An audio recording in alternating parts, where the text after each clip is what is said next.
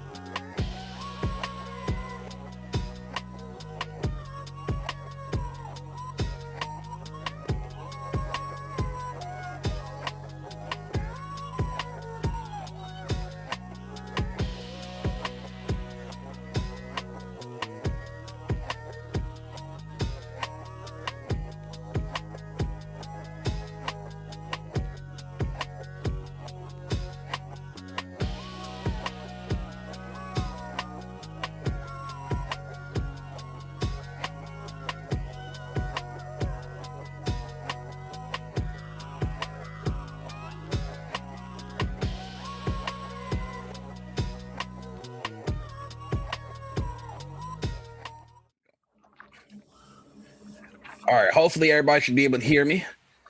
I hope. Yeah. Let me see here. Make sure. All right. Good. We should be good. Cause I can hear myself. All right, everybody. Welcome back to the third episode of the Playface podcast. I'm your host, Disparity, with our other host, Mr. Dark Riddler, Irene, and we have Vented Black Guy, or Black Knight, however you want to call him. Sadly, tonight, our boy Aidens can't make it tonight, but he is in chat hanging out. So, appreciate you hanging out tonight, Aidens. And then we have a special guest here. He likes to go by Maximum Spider, or you can call him Spider 2099. What's up, dude? Welcome on in. How's it going? Tell us about yourself, sir. Listen, man, ain't too much. It's the Spider, content creator. Just cooking up, man. Just cooking up. A lot of controversial takes, a lot of entertainment. So listen, when you see the mask, just know it's going to be a talk. That's Yeah, I feel that, dude. I feel that. So, how did you get started as a creator? Like, just talking shit on Twitter? Like, what's going on? Give us a little lore. Give us some lore. Well, I actually was doing Twitch, like, really before I started really participating in Twitter. Because I had a Twitter, but I never really used it. Yeah. Then people told me to start, like, using the Twitter. So I started using it. And then, I just started getting followers just off the gaming community stuff. And then I just started taking the content more seriously, Yeah, I feel that. I feel like because I just see, like I said, I don't care about my Twitter growth, but I do talk some shit though. But I do have my opinions though on a lot of stuff too though. So you know how that is. So today's podcast, guys, we got a lot of different topics that we're going to be talking about today. So let's go ahead and get this started, man. Let's go ahead. So the first topic is because a lot of us in here are old heads, right? We have, this is a long-going conversation that's been going on for about 10, 15 years, maybe even 20. It's an old classic digital versus physical, but also consumer rights. Because apparently a lot of new age, I guess, gamers or kids or whatever, they don't care about, not owning their items that they're buying. Y'all know the saying, right?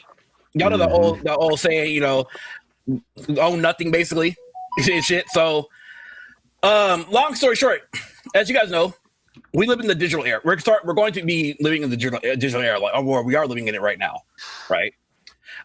Where you have a lot of, if you're a PC gamer, right? You know, you buy your games digitally. If you're a console gamer, you for the most part, I would hope that you buy your games physically. But a lot of people apparently they don't anymore because you know it always comes down to convenience, right?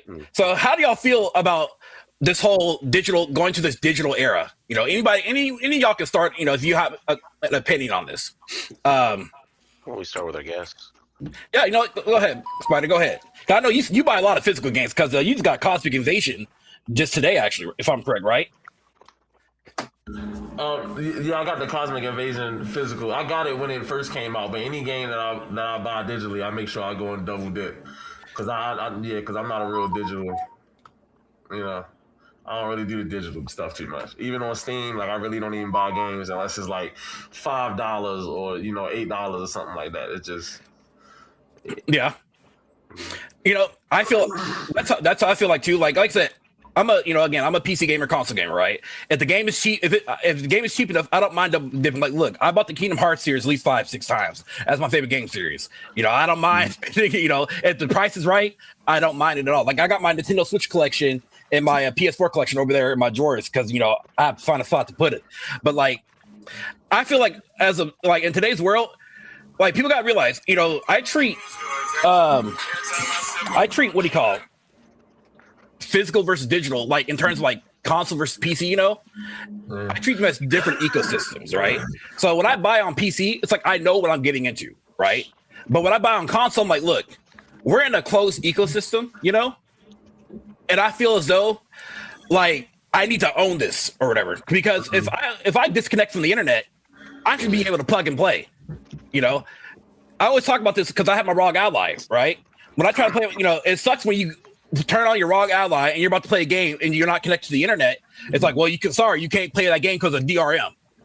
But you know, compared to my Nintendo Switch or whatever, I can hop on there and you know, do my thing and just plug and play. You know, so you know. Then use that phone, man. Use that phone, man. I got pictures of. Hold on, take over.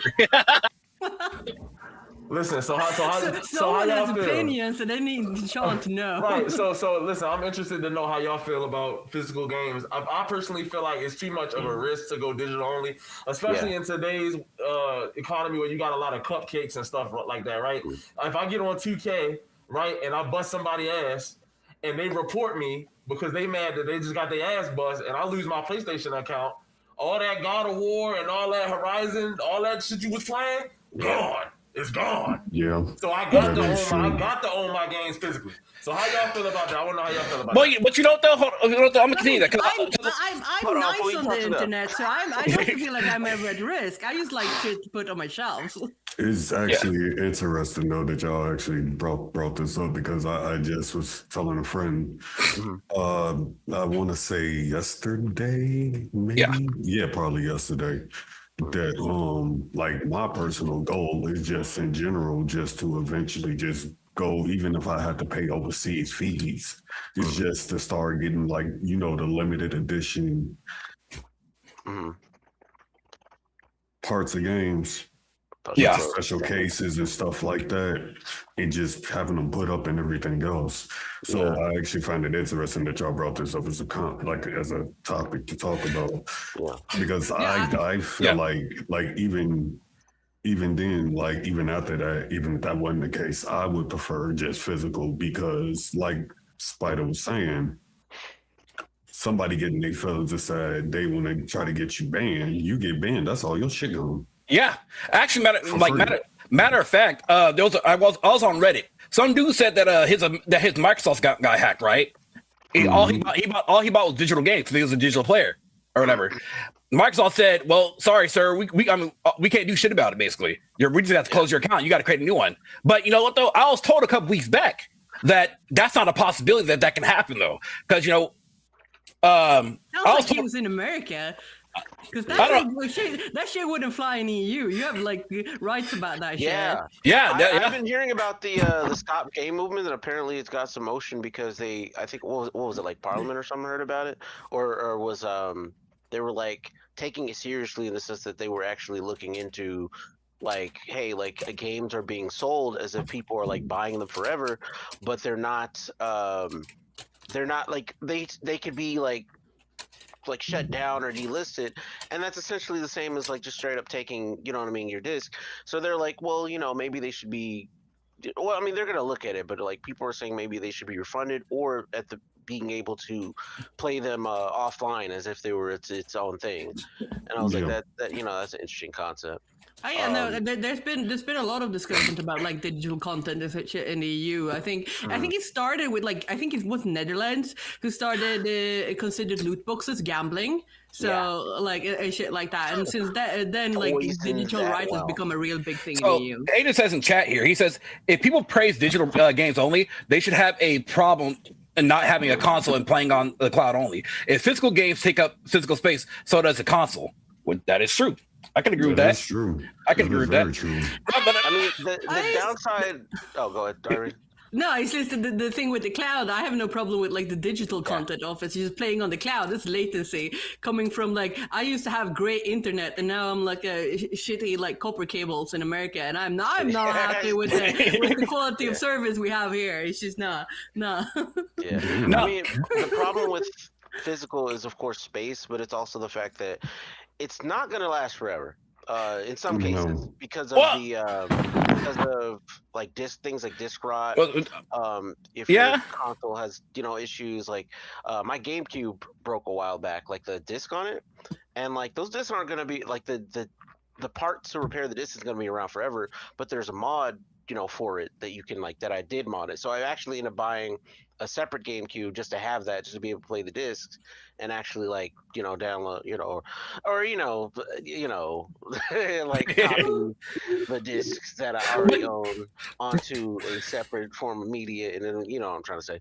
But go ahead, sir. Finish off. But I mean, yeah, I've been seeing the argument on Twitter all week about like how Japanese people, like how they feel about pirating, and how, like, because they made apparently some hackers or whatever made like a private server of like, you know, Near Reincarnation, that gacha game that was like like shut down like a few years ago. Like they made like a private server, basically they made it active again, and like Japanese people were mad because how are you going to do this, because they're very like how can I put this, like they're very much in favor of like, or people feel like they're in favor of the companies, but it's more like they're much more in favor of like the author's original intent, but that in effect is like sometimes in league with companies, you know what I'm saying? And it's kind of just like, it's kind of funny when people started pointing out, well, the difference between them and us is like, with us, we're kind of rebellious and we don't look at the law as like a sense of morality, versus with them it's like, well, it's the law, so it's like right, so it's like you can't do the bad thing because that's bad. They're very rigid society, isn't it? Yeah, so it's like, and not everybody, not all Japanese are like, but I'm just saying largely a lot of people like that. So it was just funny to highlight that in terms of like how we feel about pirating all these media, like, because I used to feel a little weird about it, but seeing year after year of shit getting shut down, things I bought like not being accessible again, even though I bought them, like I can't even download them or something like that, like be delisted and all this stuff. Seeing it again and again is like, all right, well, I guess the pirates win. You know what I'm saying? I mean, keep this in mind. Like I said, I was told a couple weeks back that, like, you know, that I'm basically fear-mongering, that, you know, if something like this happens, you know, your games get delisted, you lose your account, you know, that's not the thing to worry about. Which, you know, I don't agree with that at all. Because you don't know, even though that you can still access your current library of Wii games or maybe your PS3 games or so on and so forth. One day, Sony could just be like, "Hey, guess what? You can't download your shit." I mean, yeah, it could be 10 years from now, it could be 20 years, it can be next week, you know. And so, which is why, like, again, I'm a big advocate for physical. I'm physical anything, but I'm also, a lot of people don't know because they don't ask them questions. I'm anti-corp. I've always been anti-corp all my life. Like, you know, like you were talking about piracy and stuff, right? If a company doesn't sell those games anymore, I'm sorry to tell you, at that point, You know, I'm not going to spend $200 on Golden Sun or whatnot. Oh, like, I'm not going to spend $200 on Radiata Stories. You know, Dude, I want to. I still want to play Lost Odyssey. You know, literally still. So I'm trying to track down a copy of that Resident Evil Deadly Silence, man. The DS one. And yeah, and so that's what it's like. It's I like, think I have one in my storage in Sweden. If I find it, I can send it to you. But it's gonna be a couple of years. But yeah, it's just like it's crazy that like a lot of new age gamers like, yeah, we don't give a fuck about that, dude, because we can game right now. We can buy our game, game it and stuff. You know, that's why I actually been really reluctant on buying a Nintendo Switch 2, because you know what, I'm again as a physical game collector, I don't give a fuck about I was looking at the pricing of the Nintendo Switch 2, right? I was actually going to buy one last month, but I looked at the overall pricing. I was like, okay, $450 for just a console, for $550 for a console and a game, right? But stop right there though. That's just for the console and the game. But then on top of that, I have to buy another SD card, which is an SD card express. That's going to be like another $200+. So now I'm up here in like what, $750/$800 range for the Nintendo Switch 2 with one game. And then on top of that, you know, every time you want to play your game, you have to be connected to the internet. Or I'm sorry, in order to like download it. I'm sorry. So you put the game in, you download it, you got to be connected to it, you got to wait for the download, and then it's just a lot of convoluted work for no apparent reason. But that's also because Nintendo or third-party companies, they don't want to they don't want to buy, you know, the carts or whatever. Because I think Nintendo, they sell the carts at 8 gigs, 16, 32, and 64, right? Mm-hmm. I don't know if there's like a 132 gig, or I'm not for sure on that. But you know, third-party companies, they don't want to spend the money on those carts, or compress their games. Actually, they don't want to compress them, so they're just like, you know what, we'll go the game key cart route. But then at the end of the day, though, if Nintendo decides to say, hey, or you know, yeah, if they just decide to say, hey, you know, we're shutting down the storefront. Guess what? You might lose access, but you know, you just never know. But again, go ahead, brother. Here's my thing with it. Okay. Yeah. These same ones who sit there and complain that they don't want like physical copies, obviously, clearly, first off, don't read the TOS. It's the same way MMOs have been for years. They can shut down at any time. Suck it up, buttercup. Your shit gone. All that money you put into it, gone. That's pretty much what it is. But you know what? I'm going to tell you what will happen when that happens. The same way they're complaining about this, they be complaining about that too. My money was taken from me, blah, blah, blah, blah, blah. How you going to shut down and all of that? If we had physical copies, or the option rather thereof to get it, I'm pretty sure you probably would buy a physical copy versus a digital one. And that's why I'm like, it's kind of weird where it's like, why is it like this whole digital versus physical? Why is it even an argument when you can have the best of both worlds? You can have, you know, both sides, you know, both sides could be eating in that sense, you know? And it's just like, it's so weird when you have people that sit there, well, physical, yeah, we need to let it go away. No. Like, why? Is it bothering you to like, I mean, yes, it is, you know, digital games, it is convenience, you know, it is convenient that, you know, you can just download it at your chair. But, you know, there is a lot of charm that is being lost, you know, charm as in, you know, there's no work, you know, a lot of people like to bring up, you know, we used to go to GameStop at midnight launches and stuff. People don't do that no more because you know what? You can order a game or you can do XYZ you know, over the internet, shit, you know what I'm saying? And so, right. When you said the midnight release, I just realized somewhere on the internet there's a video, an official Blizzard video of the midnight release of the Burning Crusade, and there's me in pink hair with the weird ass gnome hair, and I used to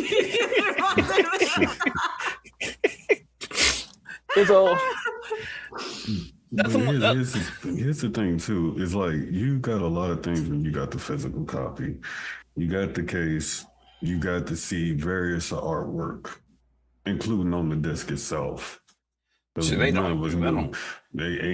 Because none of us knew how that disc was going to look. Let's be honest, too.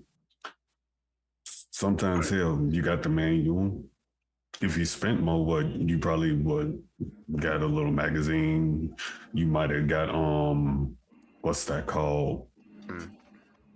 You got magazine, manual. Your manual, you probably got a big boy map. God, I miss those. Yeah. Poster or whatever. It's just. Yeah, it's a lot of stuff you got when you got a physical copy. It wasn't just here, download it. Yeah.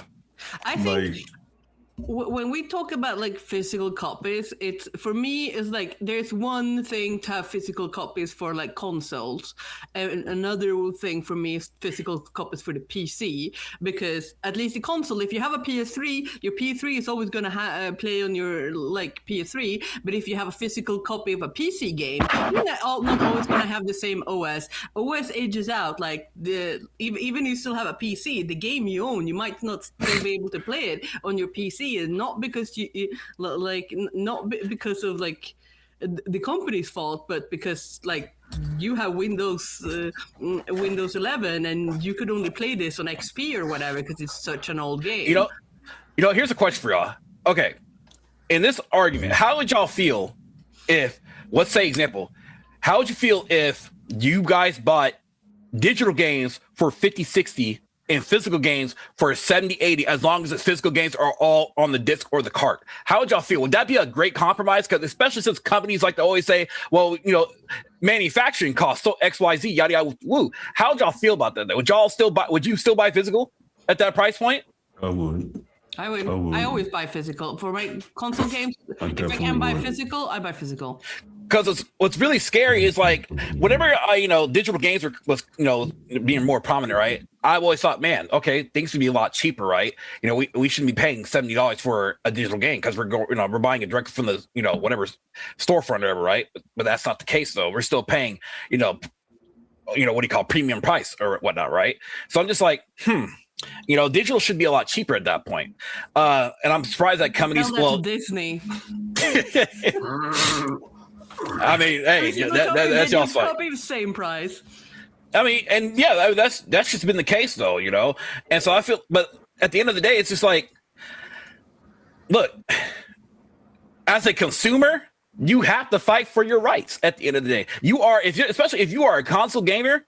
Look, console gamers primarily, y'all are enclosed in an enclosed ecosystem. You are at the storefront's mercy. You are at Sony, Microsoft, or Nintendo's mercy. They can do whatever that they want on their storefronts or on their console or whatnot. You should be fighting for cheaper games, whether it's either digital or physical, and keep physical there. And like what I mean by actual physical is make sure you have the data on the disc. Or at a later point, what companies should be doing is once all the games updates are out for that game, that's when they should release, a final, disc version or whatnot for that game. God, there you go. Where we can buy straight up or whatnot. But at the end of it's just like people don't understand. Like you do have to fight for your rights, basically, for your consumer rights. But a lot of people, they just don't. They just want to accept, say, well, we can't do much about it. You can. You are a consumer. You can. Go ahead. Speaking about that, like I read somewhere, I'm not sure how true this is, but like how like all like NES games or SNES games and Game Boy games, the ones like with the physical cartridges, how they start to like run out of battery now when they're like a couple of decades old. Someone said that technically, if you were to like service it and replace the battery in the cartridges to keep them like playing for a couple of decades, you would be going against the terms of service of the game, and that like invalidates your consumer rights for that. So even if you own a physical copy, it's not like you might still be doing something wrong, even though you do everything you want with it. That's true. That's true for cartridges. That's 100% true for cartridges. But I want to say a couple things real quick. So first, a lot of things. Look, I blame a lot of this on COVID because people got they banks widened up, they got big, they got lazy, they didn't want to leave the house no more. You know what I'm saying? And then plus a lot of stores were closed. GameStop was closed. Well, at least they was trying to stay open. They ain't want to close. Yeah. But a lot of places were closed and all that. A lot of people converted their libraries to digital. So I understand that people became lazy. But another thing is, like, you know what I'm saying? Like, I don't know how much y'all can see my shelf, but my whole library is physical. You dig what I'm saying? And at least half of my library has manuals in the box. People don't buy physical enough to know, so I understand. But like half the games that you will buy physically, they still come with manuals in the box. You probably can't see my lights is off, but they still come with the manuals. And then another thing, I'm sure if you on Twitter, maybe you see it and maybe you haven't. You see these people always begging, "Oh, can we get the Activision Spider-Man games back? We have no way to purchase play the Activision Spider-Man games." Nope. That, and the third. Listen, PlayStation 1, my discs still work. They still work. I can put it in my PlayStation 3 right now and play Spider-Man 1 and 2. So listen, that's y'all fault. Y'all want to pay these outrageous prices? Y'all should have copped it when it was out. That's why I say gamers are the worst. They're the worst.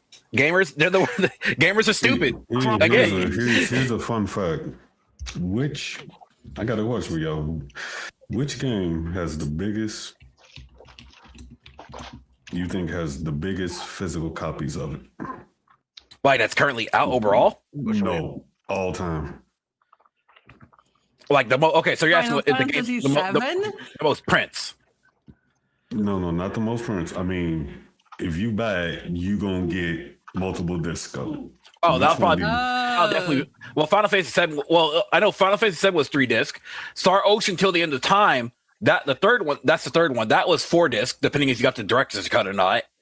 And that's from memory. How many discs of Final Fantasy 9? Isn't it like 6 or something?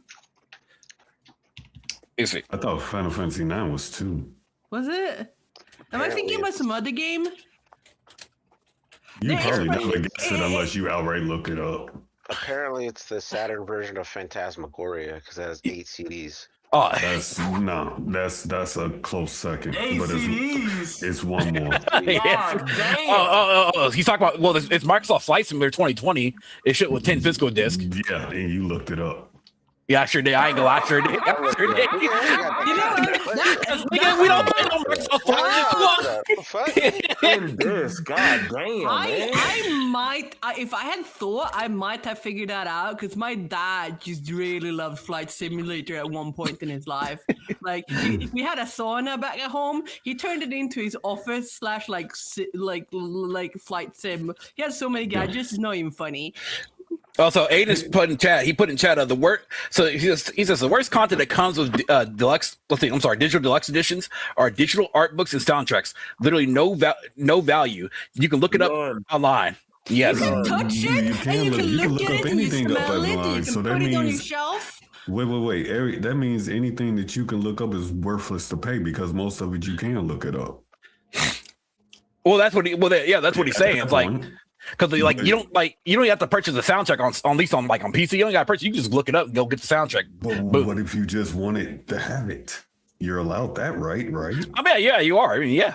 By that logic, anything that you can look up, but just by typing Google, should not be paid for.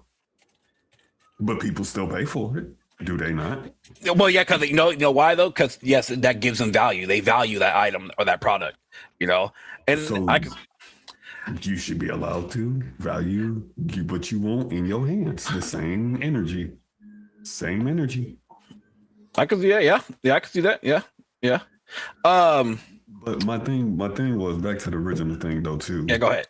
My thing was, why can't we go back to that? Where you was able to get games with 2 or 3 discs to them. I thought the shit was cool because of the different variations of the cases you got, depending on what version, what part you got, stuff like that. Some games still come with 2 or 3 discs though. I kind of don't want that. That seems like a hassle. Yeah, some games still come with 2, 3, especially if you on Xbox where they have smaller Blu-ray discs. Like I had Crime Boss Rocket City, that was 2 discs on Xbox Series X. Mortal Kombat 1 was 2 discs. Final Fantasy 7 Rebirth on PS5 was 2 discs. Gran Turismo, the newest one on PS5 or the PS4 one is 2 discs. Some games do still come with 2 or 3 discs. It's not a lot like it was in the PS1 era, but it is still some games that come with 2, 3 discs. I feel like I can appreciate it, but I sort of hate it. Yeah, that's more of a space issue, though. Isn't it? What do people mean? Listen, I want somebody to clarify this for me. What do people mean when they say space issue, like physical take up too much space? Because I never understood that. Oh no, I meant like the disc thing, but like, yeah, I mean, obviously, if you buy every other game, then like, obviously, you're gonna have like, some space issues. You know, you're gonna have to put some shit in storage. Like I got mean, 2 shelves full. I mean, sir. And speaking of space, I mean, you just gotta buy a bookshelf or entertainment center that you already probably are going to buy for your house, and you just put them right there. Because we're in 2020. Oh, do you mean spaces in like hard drive space? Well, No, I've seen both, but no, he was talking. I was saying like with the earlier what you were talking about with the multiple disc. I was like, well, isn't that more of a space issue because of that, like having games on multiple discs? I'm perfectly fine with that.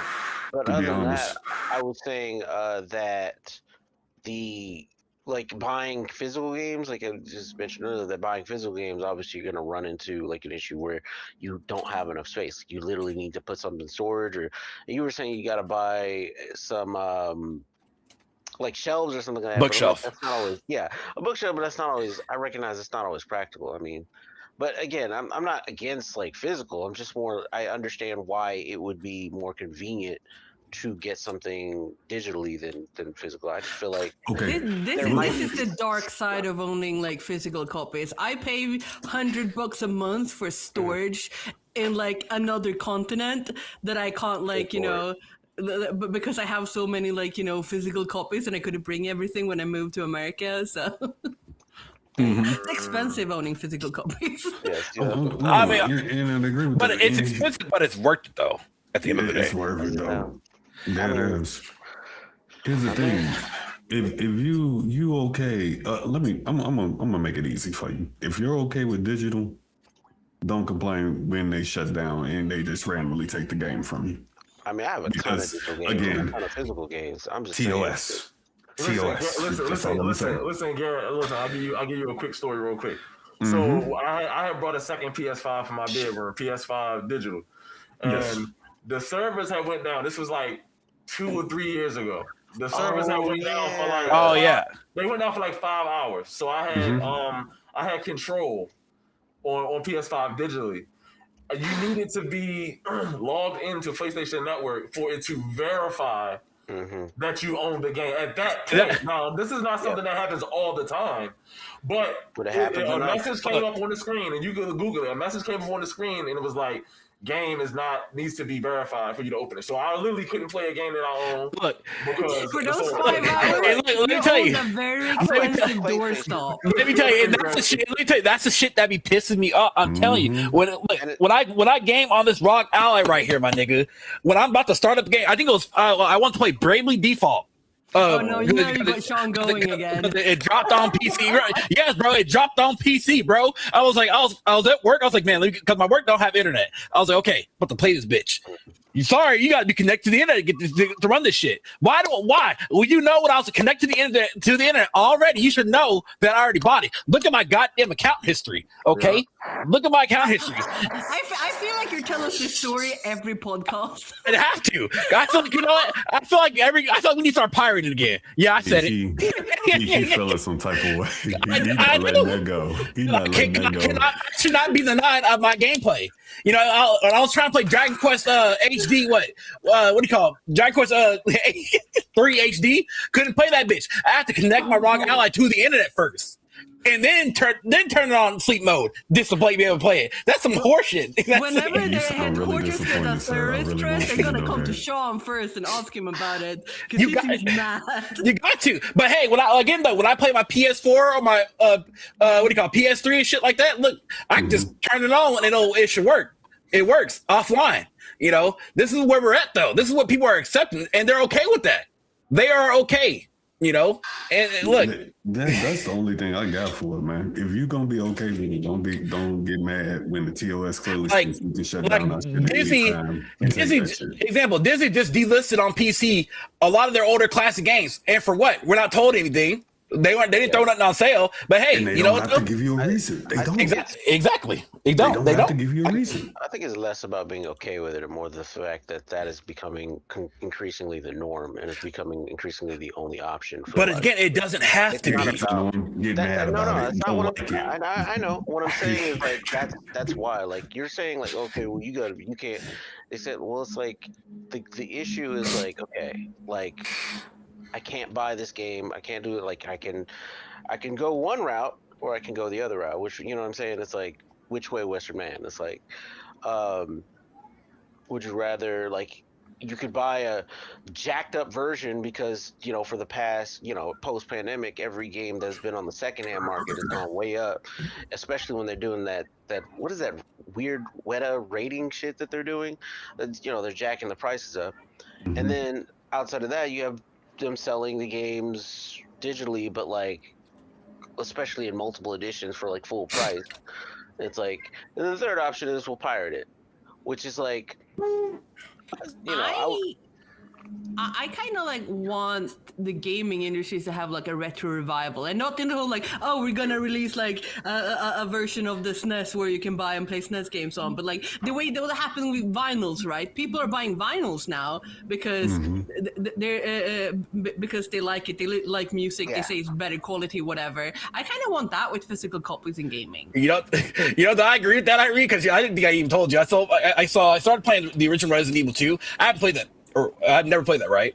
So I let my nephew play it for a split sec for a bit, right? He was like, "Uncle, what is this game? What is these graphics? These graphics are horrible. What is this? What to be playing on a CTR screen? He's like, he's like, what are you? He's like, what are these controls? He's like, Uncle, what are these controls? Uncle, what are you? I'm like, nephew, this is what we had to do back in the day, nephew. I'm sorry, it's what we played back then. These were our games. Because he's 15, and so he's like, why can't I play the remake? I said, because you ain't ready for it yet, nigga. You ain't ready yet. I said, you ain't ready for it yet. I should mention that I actually did before they were released on Steam. I actually went to go play the Resident Evil, the first version, but I wanted to play the Saturn version because I saw I had some different stuff on there. Apparently, a lot of Saturn games have like extra stuff that like other versions don't. And but I'm not gonna go out and buy a Saturn in Saturn. Like you have to. You know what I'm saying? Like you have to mod it based. I mean, you don't have to, but you can. But shit, I still got my Dreamcast. Shit, that's in the that's in the storage right now. I'll go get one. A Sega Saturn. I don't have the money for that one right now, bro. But like, tracking down the Saturn. How much did it say? What? For Saturn? I thought you looked at it. Well, yeah, it depends on where you get it from, because you could risk it on eBay. It says like $100, or you can go somewhere and get it for like $200 to $300. No, that serious though. Even back then, right? Even back then, Sega Saturn shit was still hard to find. I remember back in 05 ish, if I recall, maybe 05, 04. My sister had bought a Sega Saturn from a pawn shop. Right? It came with everything except the video cable or whatever, and we called around to several places back then. They're like, yeah, we don't carry that video cable no more because it's just too hard to find. And as you know, the Sega Saturn was not a successful console or whatnot, so it was, you got to really dig and find that cable, but yeah, here, y'all have anything to say on the consumer, digital versus physical or consumer rights? Any last thing to say on that? No.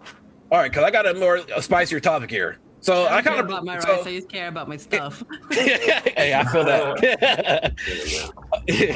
So this topic was brought up from a buddy of mine. So it's the distinction between what a gamer is and what a player is. All right. So to give you a little description of this, right? So the term gamer, right? The identity has devolved into like basically this toxic brand loyalty. Instead of discussing gameplay, modern gamers they gatekeep, opinions. They pocket watch sales charts and they defend corporate or, anti-consumer practices, But as the player, though, you're actually sitting there playing the game. You're being agnostic. It doesn't matter what console you're playing, whether you're on Xbox, PS3, whatever, so PS4, whatever, right? You focus purely on the gaming experience and preserving that medium. So how do y'all feel on that? Because as you know, a lot of online as of right now, a lot of gaming, topics always go by, what are these sales charts? What are these charts? This game's going to fail, or man, I love to lick the boot of Microsoft or Sony or Nintendo or whatever. Instead of just like, damn, this game looks pretty cool on the Switch, or this game looks pretty cool on PS5, or this game looks pretty cool on Xbox, So how do y'all feel about that? Like, y'all think there should be a distinction, like a separation between gamer and player, or what do y'all think? I feel like we are not on the same part of the internet because I've never heard about this shit before. Is this like a Twitter thing? It could be. It could. It's Twitter, Reddit. It's a lot of places. Definitely. There's a discussion that's going on based on that. Because largely, if you're looking at social media, then I don't know if that's a good message. Because especially on Twitter, they're like trying to make like engagement posts basically to kind of like rage bait you into conversations like that. Yeah, I mean, So dude, I can literally go say I hate trans people and probably have everybody in the damn community and their mama in the damn comments.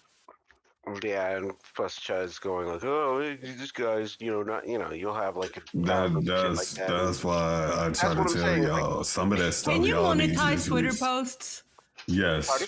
Okay, I feel like this plays a lot of plays into like the discussion. Then No. This is literally not even a Twitter thing. Actually, no, y'all think it is. No, we're just talking. No, we're just having a regular conversation. He was like, I'm just saying in general, it's like if you're judging for social media, it's kind of like shitty because like people will make that kind of post, especially. So, and I mean, some of it is genuine stupidity because why would you post player numbers of a single player game like a year or two after the fact? It's a single player game. Why the fuck? Oh my god, Myth only has 12 players right now. Yeah, it's like, like what game was it that was like? It was something that came out like months ago. I don't know. I don't know. It might have been like Titanfall or something. Titanfall 2. People were just like, you look at the player numbers. People want Titanfall 2, or people want Titanfall 3, but Titanfall 2 doesn't have enough games. It's like you are ignoring the entire history of that game for that. I mean, all right.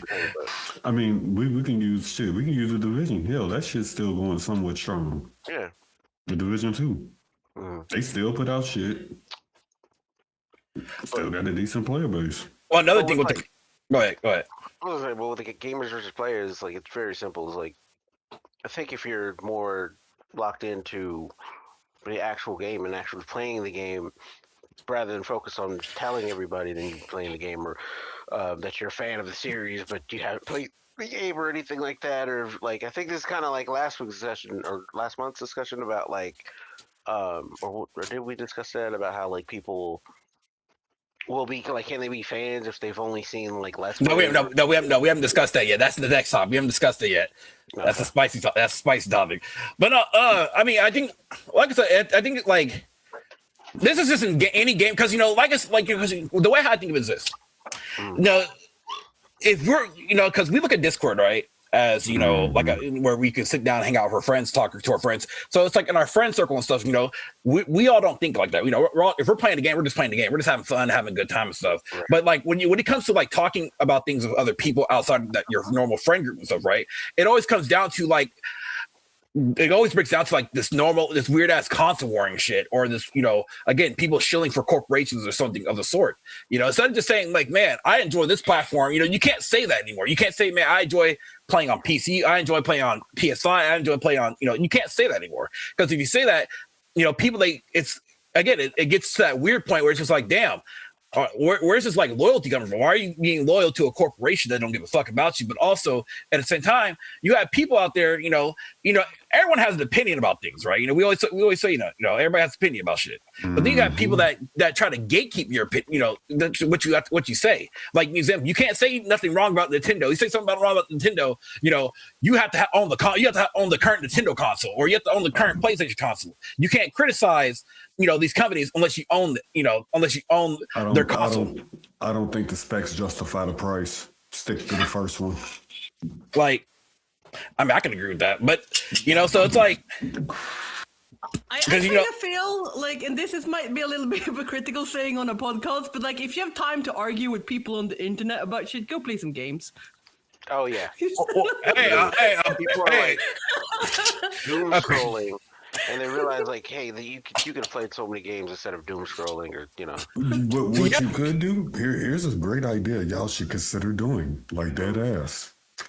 I have no problem with people having debates.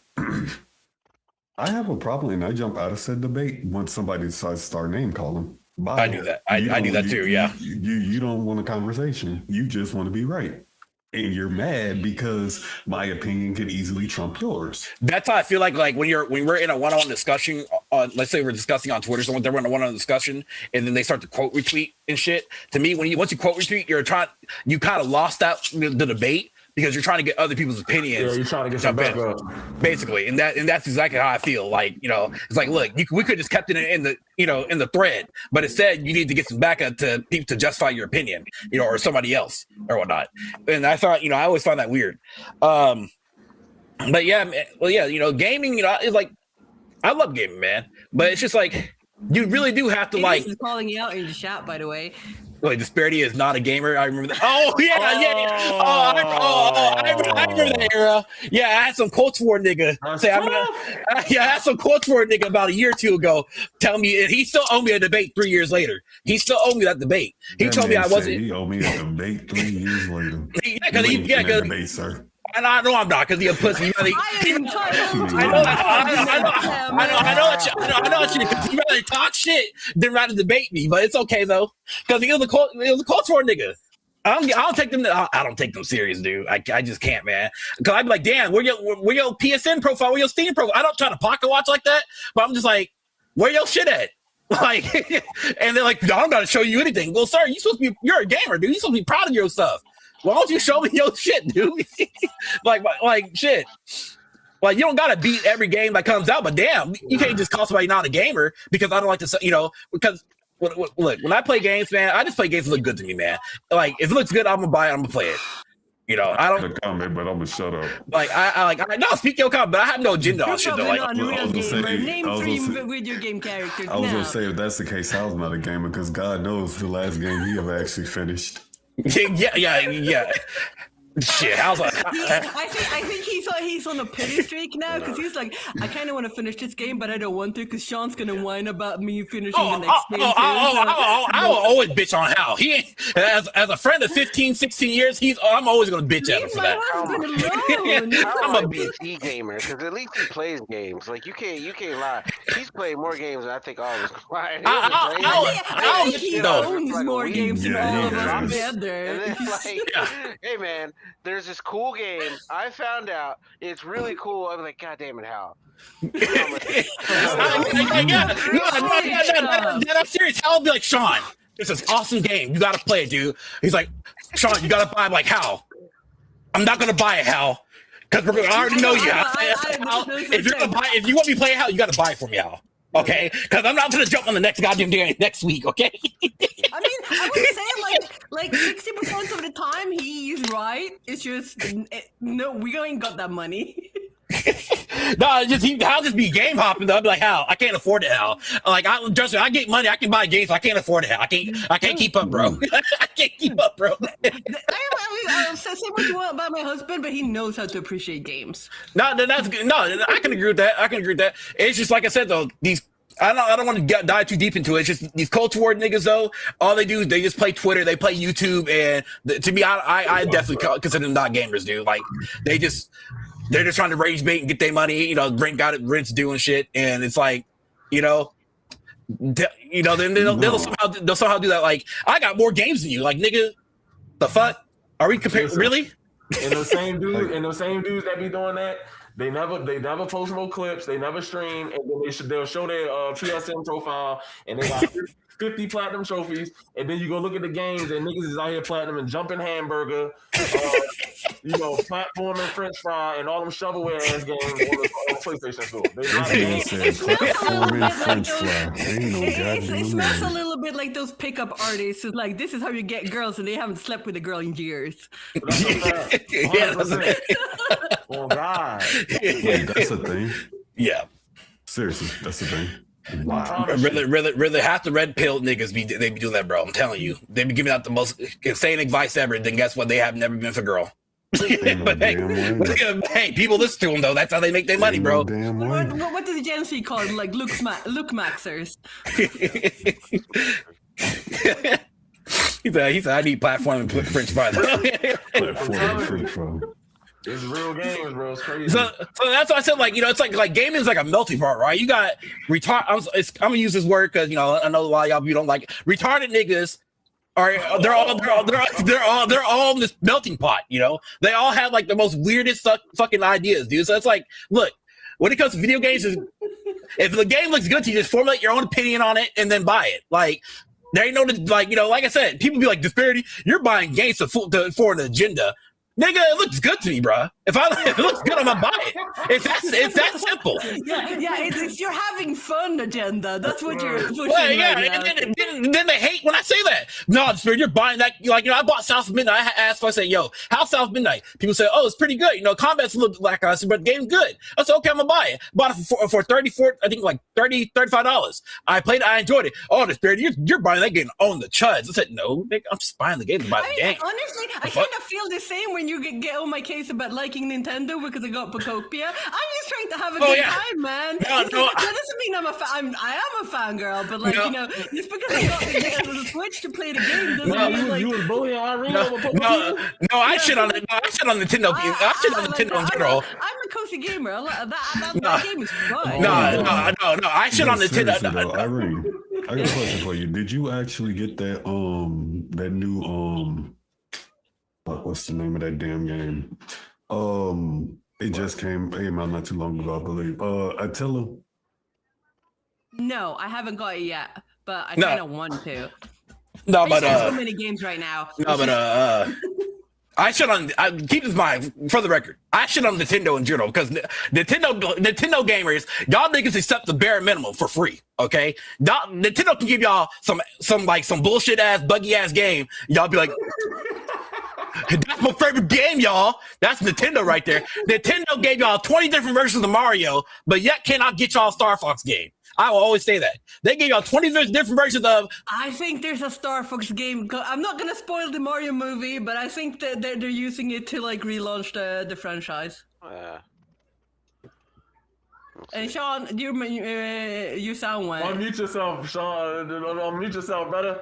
You talking, ain't no sound coming out, buddy. Is it me or is it a little more? No, don't worry about it. It's better this way.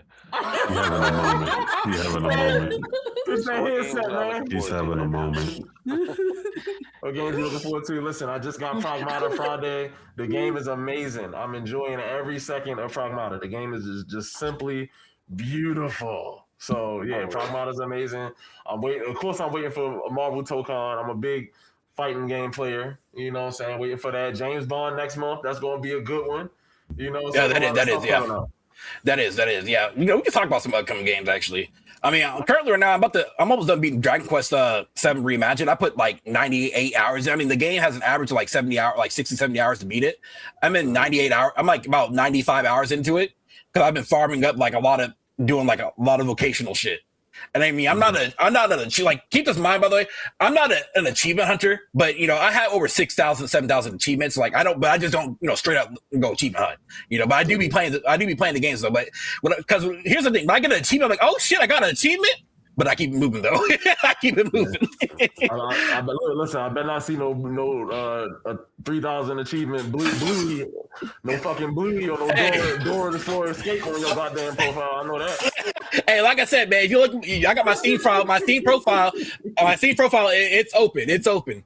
You can search it. It's open. I play a lot of different games. Like I'm mostly I'm the strategy gamer guy. Like I love strategy games. I love RPGs and stuff. Like people, if y'all want to know about any type of strategy game, just Disparity, what kind of is this game a good game? But yeah, man, try it out because I'm a big strategy guy. I think I'm like the only black guy that likes strategy games. I've not found another black guy that plays strategy games yet. Y'all can find y'all can find it. Let me know because it's rare, but it's rare. But other than strategy, I like my RPGs though. But yeah, Pragmata, you are right though. Pragmata is great. I'm liking it. 007 looks good. Fucking Heroes of Might and Magic is a strategy game I'm looking forward to. There's a couple.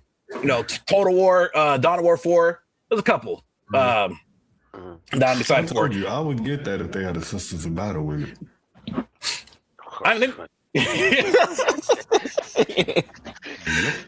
It's the whole thing, bro. No, one thing, Spider. One thing about Garrett here is that you show him an Asian woman, his knees will buckle, bro. Keep that in mind. Listen. Y'all know I'm a JRPG man. You feel me? So I'm all for the waifus, man. I think we need more hot men in JRPG style. I'm perfectly fine with that. Okay. As long as they're not generic.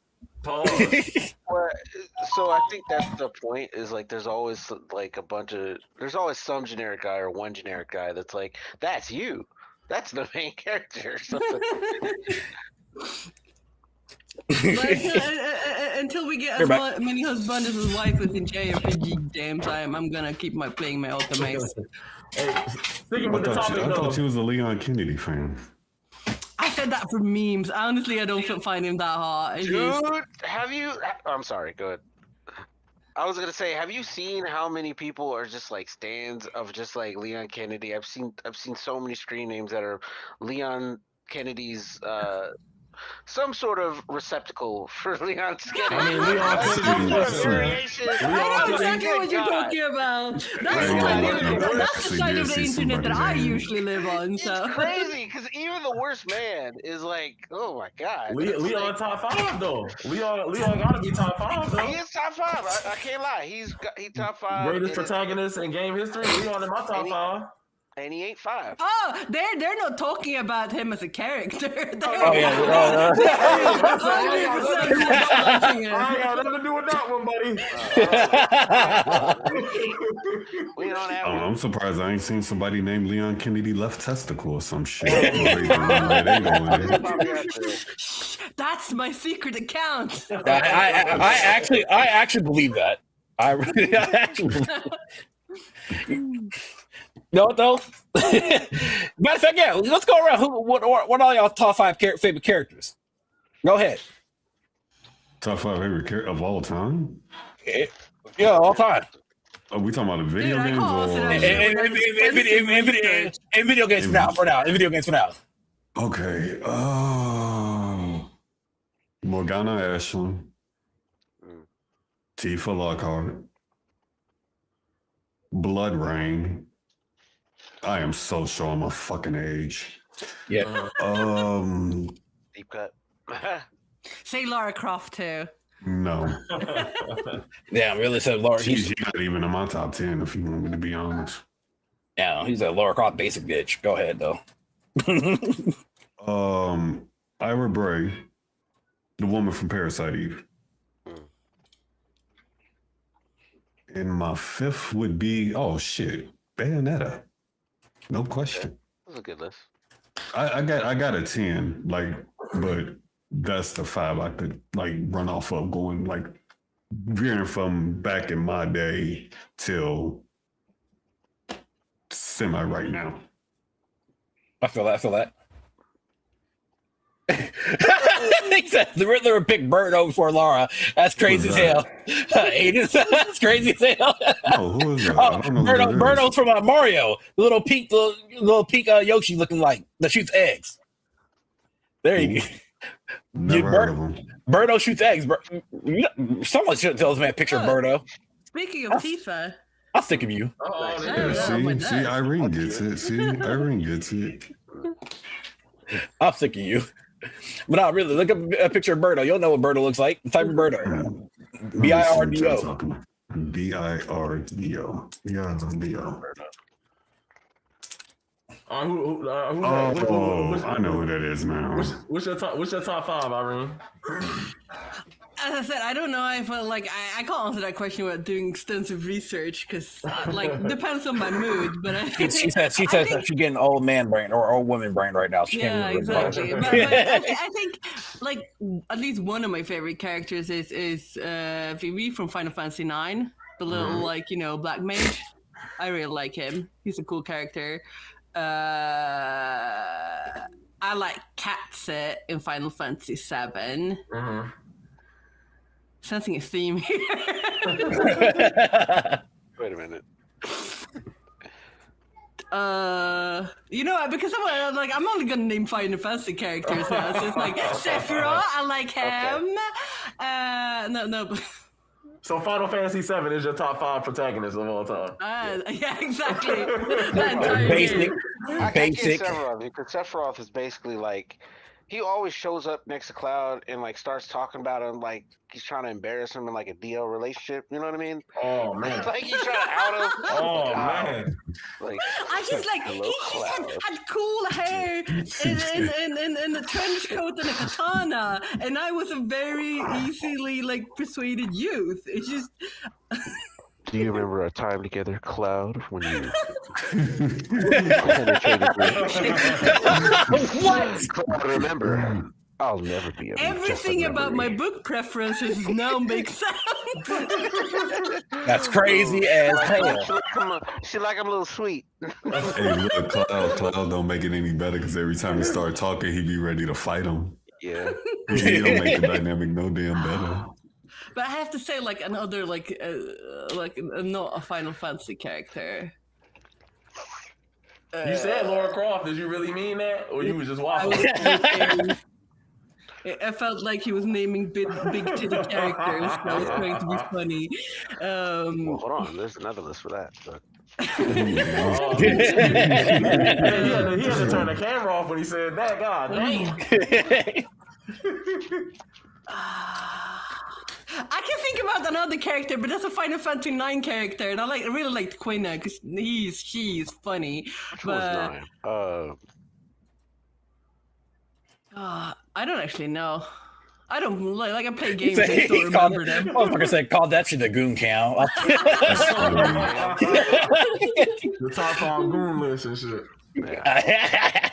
Listen, man, I don't know. Like off the top of my head, I'll probably just say, just off of all the games I love, I'll probably say, in no order, by the way. Leon Kennedy's got to be there. Raziel from Soul Reaver got to be there. Ooh, that's good. Dante got to be there. Oh shit, yeah. I'm gonna go. For a tie. I'm gonna go Clive Rossfield and Zach from Final Fantasy Crisis Core. And then one more I had Kazuma Kiryu from Yakuza. That's my top. You know what? I'm gonna keep it a buck for y'all. I'm gonna keep it a buck for y'all. Going down this list, it kind of shows our age first off, but also at the same time, I feel like that we got to go back and like replay a lot of these classic games and shit. Yeah. At least that's what I feel like. But so I'm gonna give y'all. I have my last character, my favorite video game character. Who was it? Gandhi from Civilization. God, that's crazy. Civilization is crazy. All right, That's crazy. all right. That's crazy. That's crazy as hell. That's crazy. Crazy as hell. All right, I'll give y'all mine. Anime betrayals right there. I'll give y'all mine here. We got Sora from Kingdom Hearts. Okay. We have Titus from Final Fantasy X. So that was my first Final Fantasy game. Yuna from Final Fantasy X. Now I'm about to get y'all some headbangers here, okay? So if y'all play Jet Set Radio Future, I have 2 characters in my game. Beat? No, not Beat. You gotta these characters, nigga. You gotta unlock them though. It's Boogie and fucking Clutch and Clutch. Okay. Those are my characters. Those are my characters there. I I got me Karlak. Y'all know. Yeah, those. Yeah, you got to unlock them. Karlak from Baldur's Gate. From Baldur's Gate. Baldur's Gate was definitely my game of the year that year. Shit. I should have said Bo from Baldur's Gate 2. That's my favorite character. I have Fate from Star Ocean 3. That was my second RPG. Took me I don't remember how many hours it took me to beat that game, but that was a 3-disc game. First 2 discs was a breeze. That last fucking disc though, hell no. But I love that game though. I love that game because that game turned the game from like normal mode to like very hard mode where you actually have to grind and grind. You brought up what do you call it, Tekken? I love me some Lars Anderson. Lars Anderson and King. My two favorite characters. This man done named 9 characters already. God damn. I got you. I gotta get it off. Hey, man. I have a personal problem with King. Hold on. I gave off the wrong. Sorry, wrong King. Armor King. Yes, Armor King. Yeah, I meant to say Armor King. That's what I'm saying. Is Armor King. That's my. I could never get used to King, so I was like, I just became an Armor King player, and I love Armor King. And then what's the old boy's name? And Ryu hit Hayabusa. I'm sorry, Ryu Hayabusa from Ninja Gaiden. Oh my god. All right, I'm done now.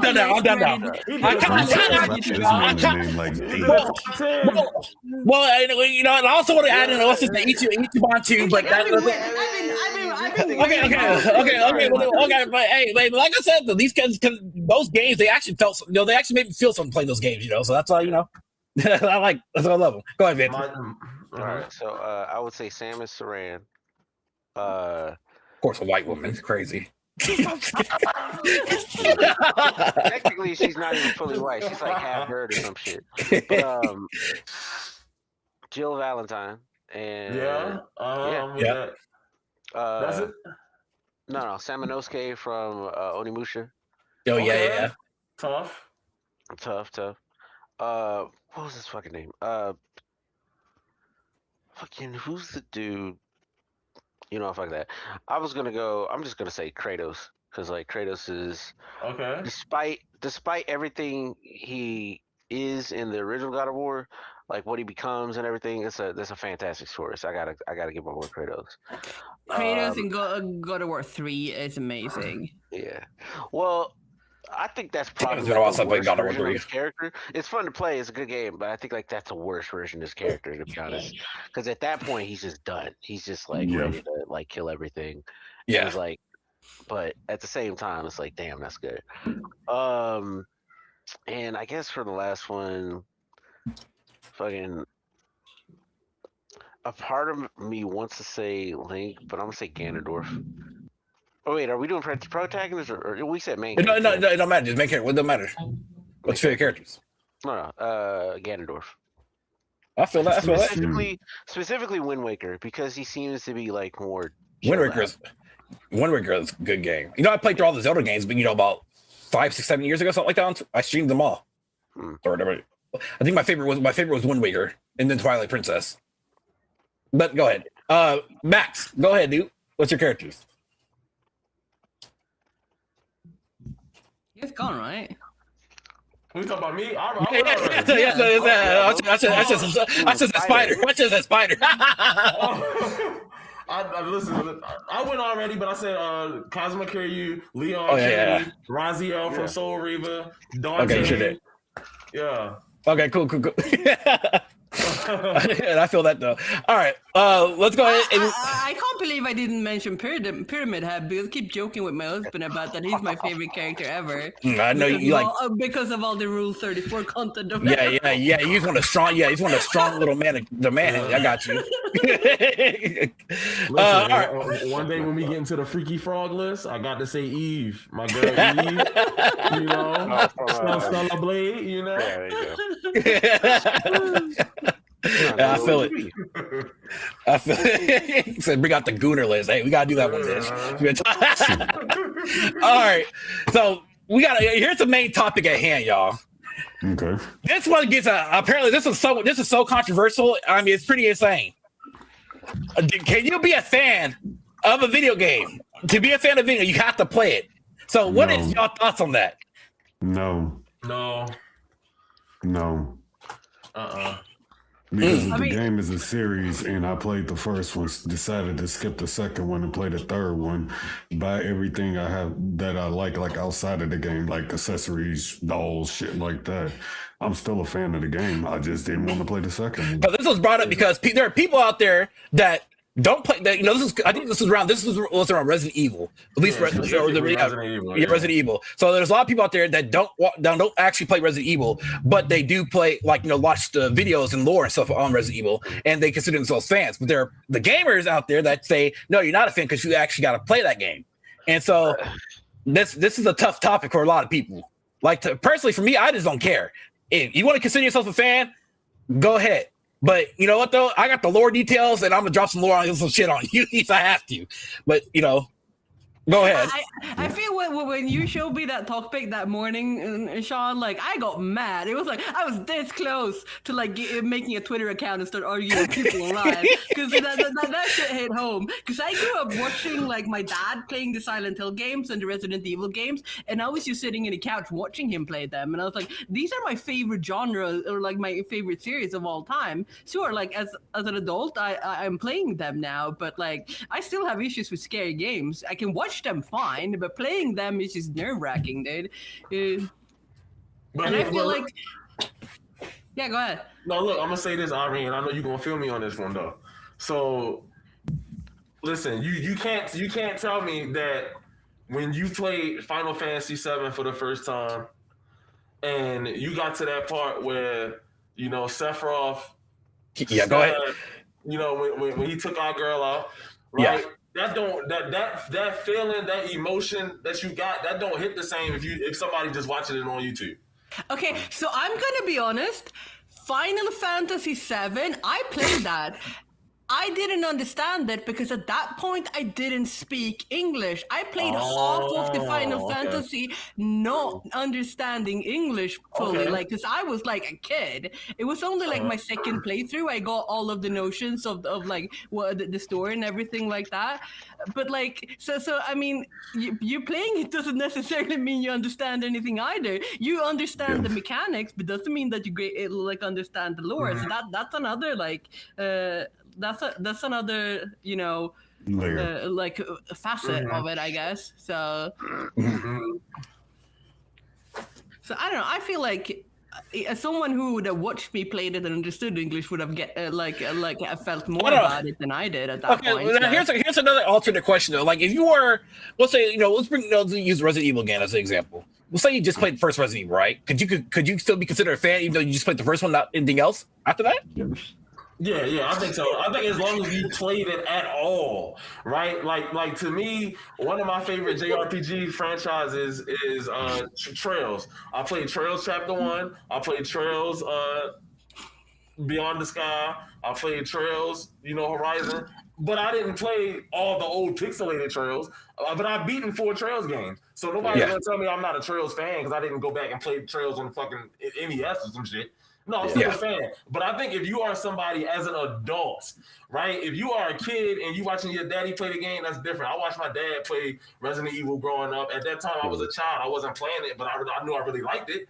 But I think as an adult, where you have a job, you are able to go experience these things. I think if you just watching it on YouTube and then trying to come on Twitter and tell people, "Oh, I know more than you, and I'm also a super fan like you are. I did this in the game." I think like you might have a little bit of mental illness. It might be some of that at play. You might have mesothelioma and you need financial compensation.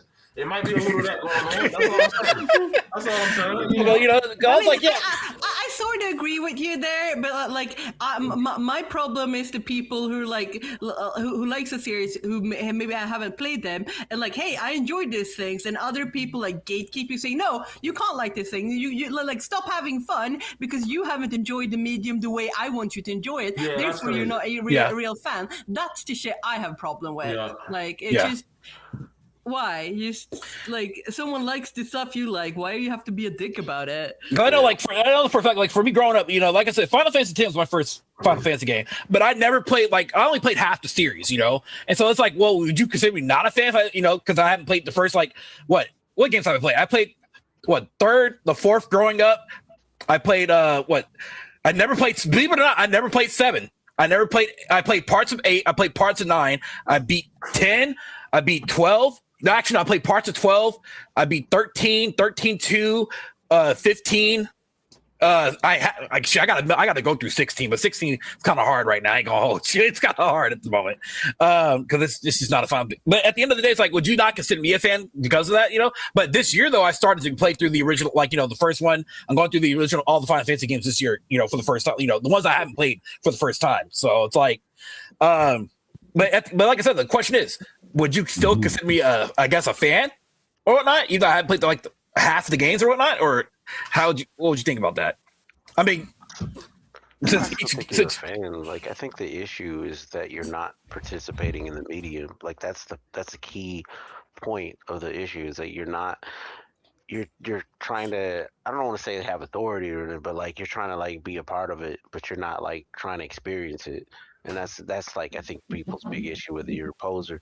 That's what people used to say. You were a poser. Now it's LARPing now. Yeah, that's the word. Like people keep saying LARPing. It's like no, posing. Posing is a term because you're posing as something as you're not. That was the whole point. Is like that's the issue. That's people like it doesn't matter if you play. There's always been like an element in, sorry to cut you off, but like there's always been like an element in like nerd culture somewhere of like some type of gatekeeping mode. Oh, you don't know I brought up last week, like, you don't know Mario's inseam or all this shit, like weird facts and shit. It's like none of that shit really matters. Did you actually go and experience it? Did you actually, do you actually want to talk about something that you know what you're actually talking about? You know what I'm saying?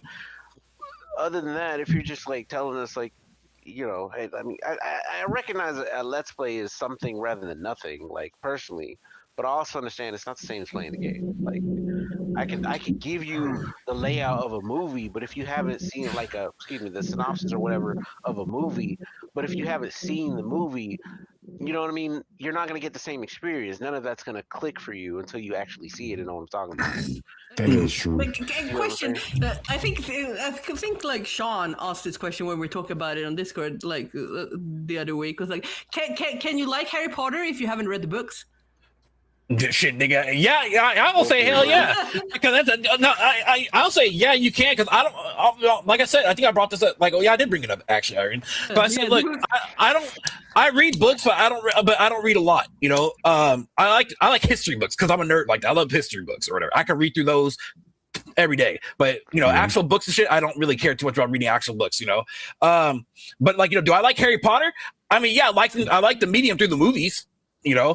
But I'm not gonna read the books. I consider myself because someone say that they're a fan if they haven't read the books. Like I consider myself.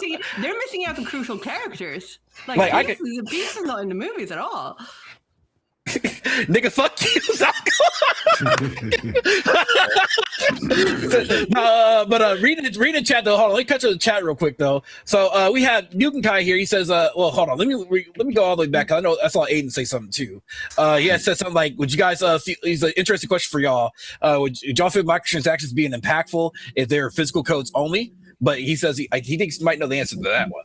I feel like there would be less like addictions if the microtransaction were physical codes, because it would be like a little bit of a hurdle to get the stuff and spend the money. Could be. And then you have Mutant Guy here says, I played only Soul Calibur 2 and 3, but the whole series from Soul Edge to up to current. But he loves. Okay, hold on. Let me read that. He says he's only played Soul Calibur 2 and 3, but he loves the series up to that point. Okay, I got you.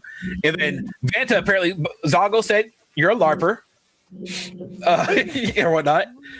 And Zago says I can't read. Fuck you again. Out of everyone here, I think that I'm the only one who's ever been a true LARPer, actually.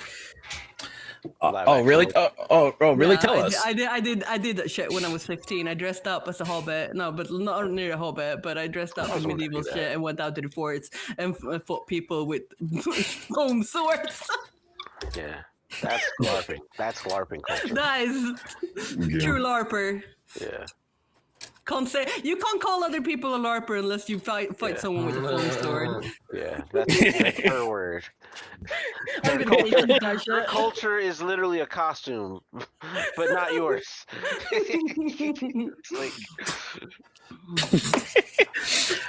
But it's just I don't know. Like again, when it comes to like this whole thing, yeah. I mean, I do see it though from both a perspective from both sides though. Like as cheap as some games are, I think like there's a certain point where like you should I guess you say man up and buy the game or play the game or whatnot. I mean, people have the money, you have the funds now. Go ahead and do it. Like, believe it or not, my first Resident Evil game was Resident Evil 4.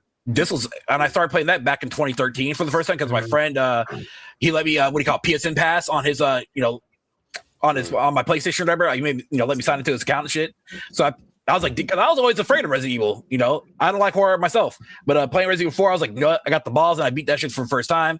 Then played 5, played 6, and then I played the remakes, of course, and now I'm going back and playing the original games right now. 1 and 2. Well, before that, the only Resident Evil game I played was Resident Evil 1, which was on the DS, and actually it was a little bit hard on that.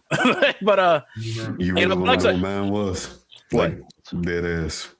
Mine was literally the Mario 1 duck hunt and track and field game.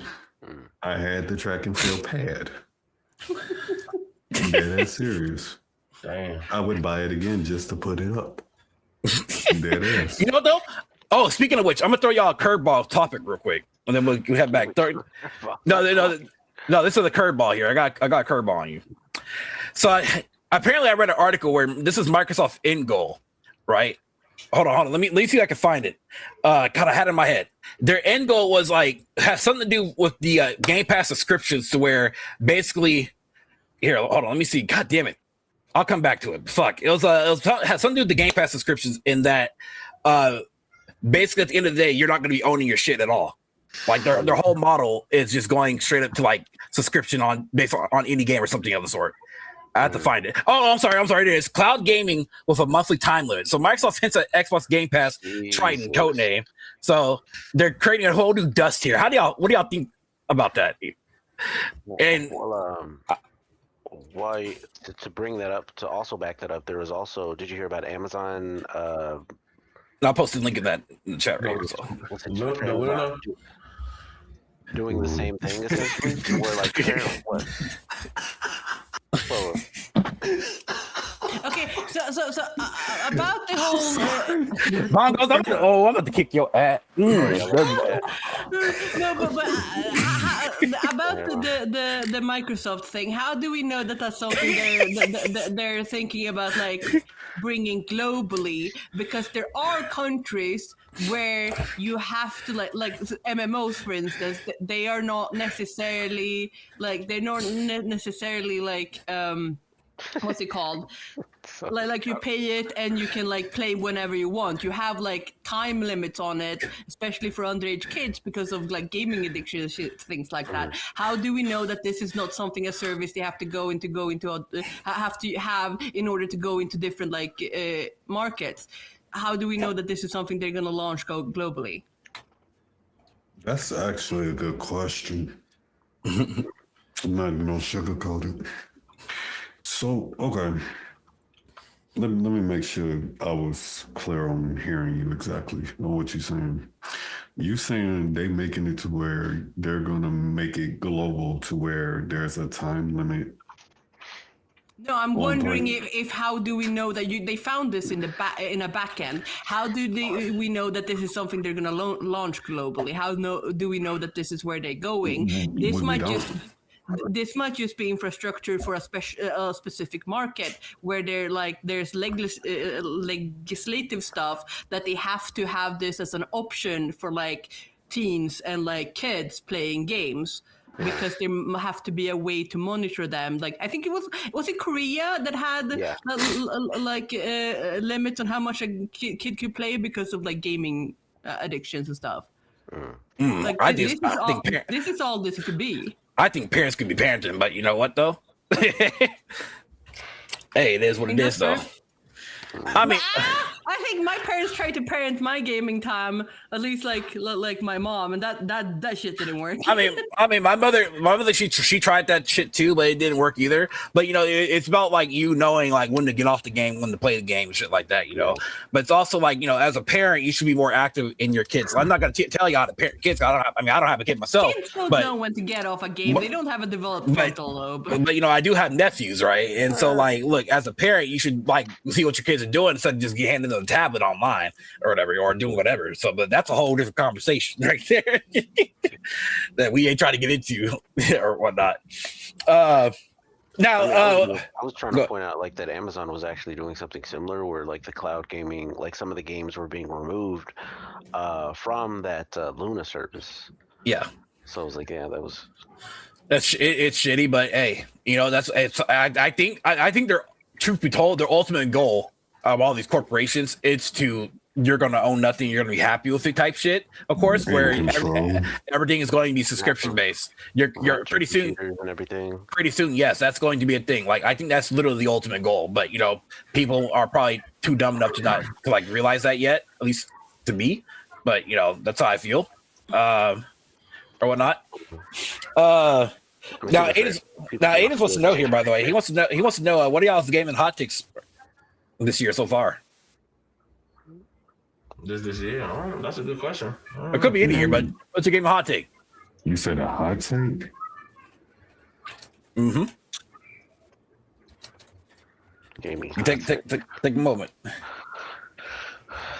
That is true too, Aiden. That is true too. Gaming all day for me probably saving you from a lot of shit too. You know, so I agree with that. Here's my hot take, and it is a real hot take. More people need to find a +2 to fucking play with, so that way they can quit fucking bitching on fucking social media and shit. That's the problem. They need some goddamn sex or something in their damn life. Niggas need more. That's my hot take.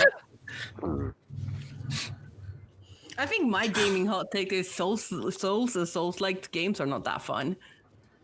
I hope people didn't. I hope Soul people didn't hear that because they about to attack your ass. I don't think it's Souls that's the issue. Niggas just started the parry system. Yeah, that reaches Twitter, they will kill you. If this reaches Twitter, I just feel like I left skills-based games in my 20s, man. I just want to play something and not feel like I suck all the time. Yeah, I can feel that. hey, you know what though? Bongos agrees with me. That's not a hot take, Irene. That's just that's just true. I think I thought you think that's why Hal says being married to me is like being married to someone. Oh, here. I got a hot take for you. This is actually a pretty recent one. Crimson Desert is actually a mid-ass game, but it's hyped up as a good AAA game. Sorry to tell you. It is what it is. Let me respond to that as somebody who's played a lot of Crimson Desert since day one. Go ahead. You're not wrong. Like that's the reason why I haven't bought it. I wanted to get it at first, but my whole thing is like, look, you could that whole offline MMO shit, that whole or whatever, that's cool and all, but the game was an MMO game first. There's no cohesion for all the shit that's in the game. To me, I gotta have like a story reason because I'm a story guy. I gotta have a story reason why you get why is there a mech in this bitch? Why do I have a jetpack? Story in that game. Yeah. What's the story? It is a story-heavy game. At some points, it reminds me of Red Dead with the amount of fucking holding the X while I'm on a horse, and it's just constant dialogue, like every mission. Like it just. But don't get me wrong, I'm gonna get it when it's like $30. I'm gonna get it. I don't mind getting it. Yeah, I wouldn't recommend it to anybody at full price. I don't think anybody should pay $70 for it. And I like the game, but $70 no, I wouldn't pay $70. I kind of love the game, but I only play it because I'm in my husband's Steam library. Yeah. So. Yeah. Yeah, I heard the story was more or less tacked on. Like, the main story's kind of mid, but there's it's a lot of fun stuff to do in the game. Well, and that's my thing. Like the main story, that's the thing with when I look at a game like that, I want the story to give me reasons why I'm using the thing that I'm getting, kind of type of stuff. That's what I want. I just don't want to be here's a mech gun, or here's a mech, or here's a dragon. Like, why is this all? Where's the cohesion at? It's just like y'all are trying different things, and I get it though. It's probably it's a sandbox experience, I guess, right? And I guess I can get it on that front. But it's just I need a reason, a story reason why this is all happening. Like, are we in the Matrix or something? But also I think this is based in Black Desert 2 or whatnot, because this was, if I recall, the game was supposed to be Black Desert 2, but instead they made it single player. So yeah, I just felt like it was missing too much stuff. Like at launch, it didn't have storage. You know what I'm saying? It was a lot less fast travel. It was like one vendor on the whole fucking map that you had to keep going back to. The fucking fast travel when you fucking arrest the people, you got to take them all the way back to that cage in the very first time. It was just missing a lot of stuff at launch. Yeah. I feel that. Apparently, even the devs were like, let's see. So they said, let's see. Stories. Basically, they agreed about the criticism of the story. The devs of Crimson Desert. Yeah, we do agree to some extent with the disappointment some users feel about the story. We also wish we could have did it better. The team tried to fill the lacking parts with the remaining time, but ultimately we focused on strengthening the gameplay, which is our core strength. So, yeah, damn, even they knew. Well, that's a good question though. What do y'all think? Here's a question out of that. Do y'all think the game developers should what do you call? Should it be story first or gameplay first in terms of the game development? Always gameplay first, but I think that the story shouldn't be the last fucking thing you work on. Yeah.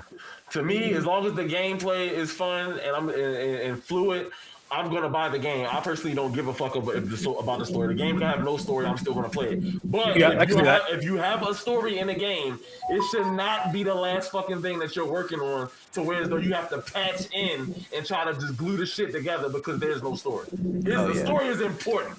Yeah.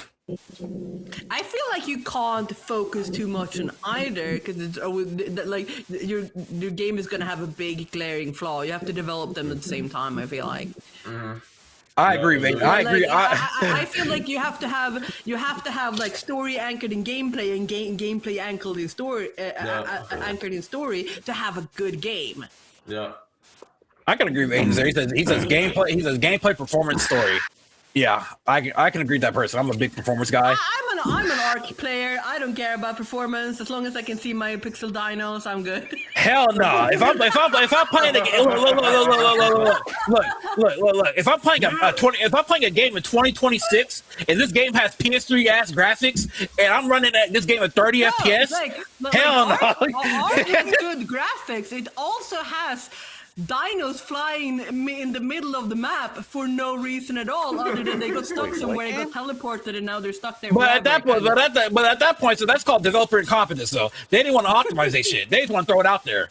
Like to me, because performance really, performance means a lot to me. Like when I play on my PC, I built a PC for a reason. I don't want my shit to be chugging on a decently, on a high tier rig, basically, is what I'm trying to say, and that's my thing. I mean, to be fair, we can talk about like Arc Evolved and Arc Descended for a whole ass podcast. We should do that and invite Saul to see what he has to say. Girl, that's a lot for me. I haven't played Arc since like 2015. It's been years. Oh shit. I have never played Arc. Because I was like, I ain't playing this shit. That shit is ass, bro. I played it for like 20, 30 hours. I was like, yeah, this shit it can't work no more. I have way too many hours. I think maybe I finally beaten my Arc played with RimWorld now, but that's just this nigga LARP. Now this amp is definitely LARPing right now. Motherfucker said, I think y'all they should pre-owned microtransactions over gameplay. That's crazy. That's crazy. I mean, hey, you know what? Matter of fact, some companies probably do that shit. They probably do, honestly. There's a game like that, and it's called Love and Deep Space. Mm-hmm. Or every type of gacha game ever. But we'll see. You think you'd rather be ass fucked than pass the hell? No, dude. Bongos, quit LARPing, bro. Quit LARPing. That's funny, dude. But I never played Arc. I promise you, never have. I played like 10 minutes. You are not missing out, but also it's the greatest game ever. I mean, that's crazy. I told y'all when it comes to MMOs, if I have no one to run with, I will not play it. Vanta, I played this shit alone. Did you give us your hot take, Vanta? Nah.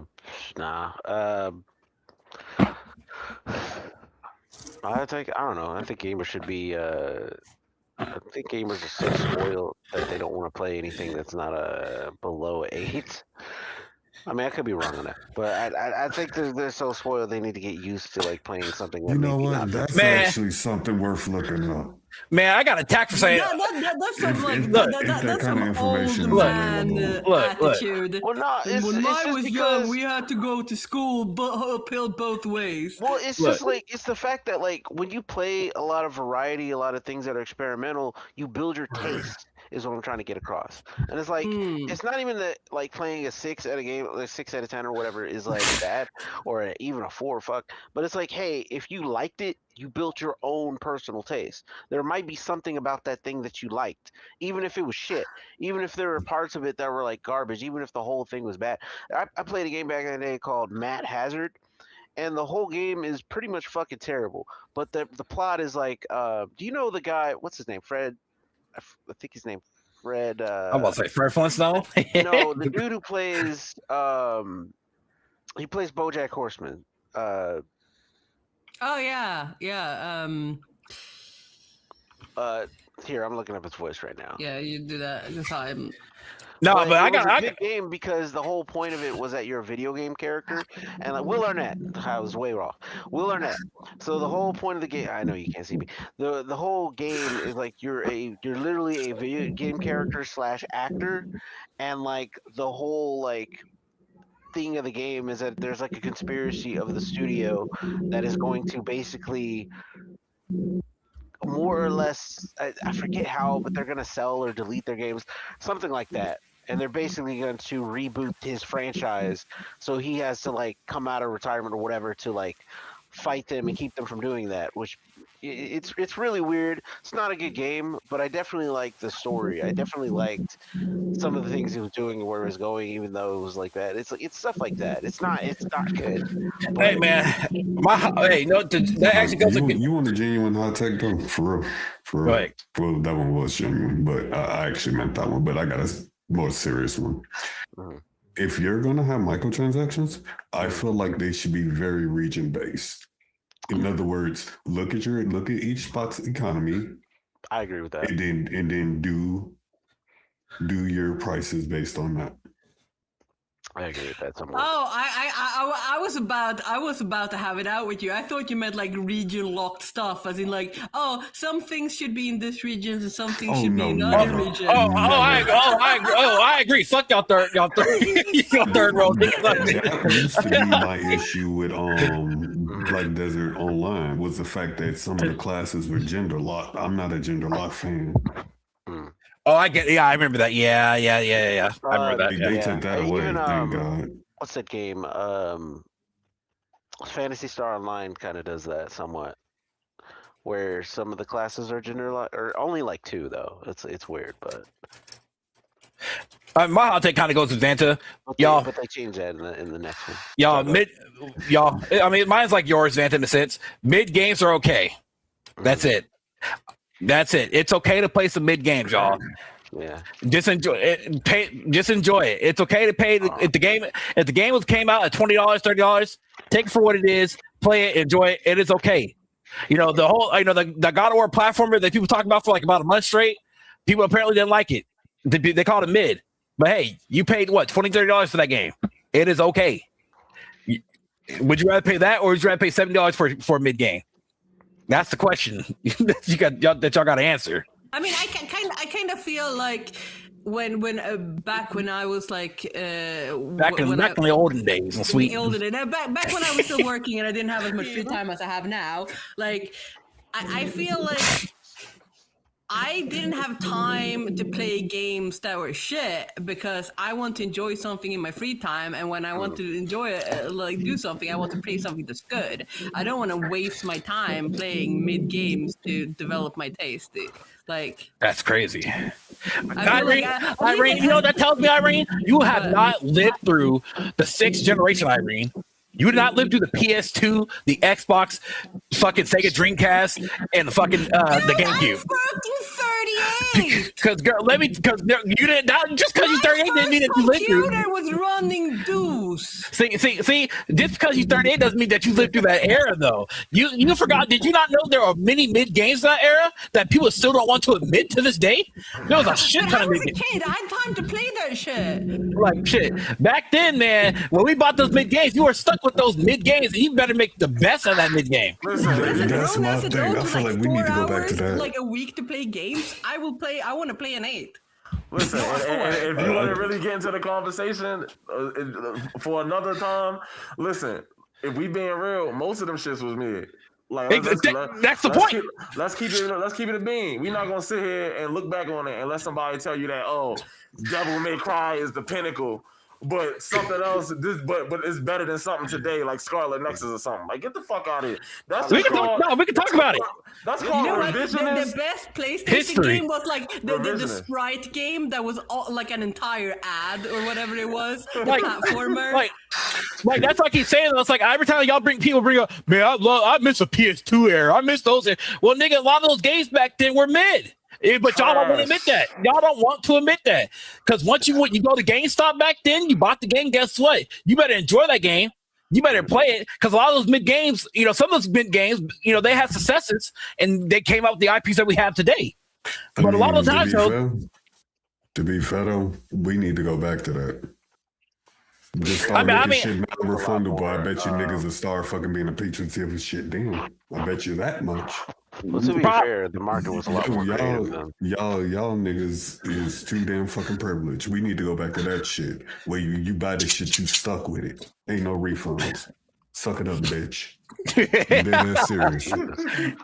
Yeah, hey, I feel it because it's true though. Like that's what I'm like saying. Like mid games are okay as long as you know what you're getting into. Yeah, my friend Ronan about Replaced.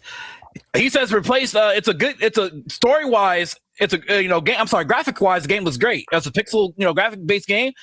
But he's like story like gameplay wise is like mid as fuck. He gave me like a 5 out of 10. I was like, well, sir, guess what though? We need those kind of games because that's that game developer's first game. He dropped. Let him learn from that experience, and then his second game will be better.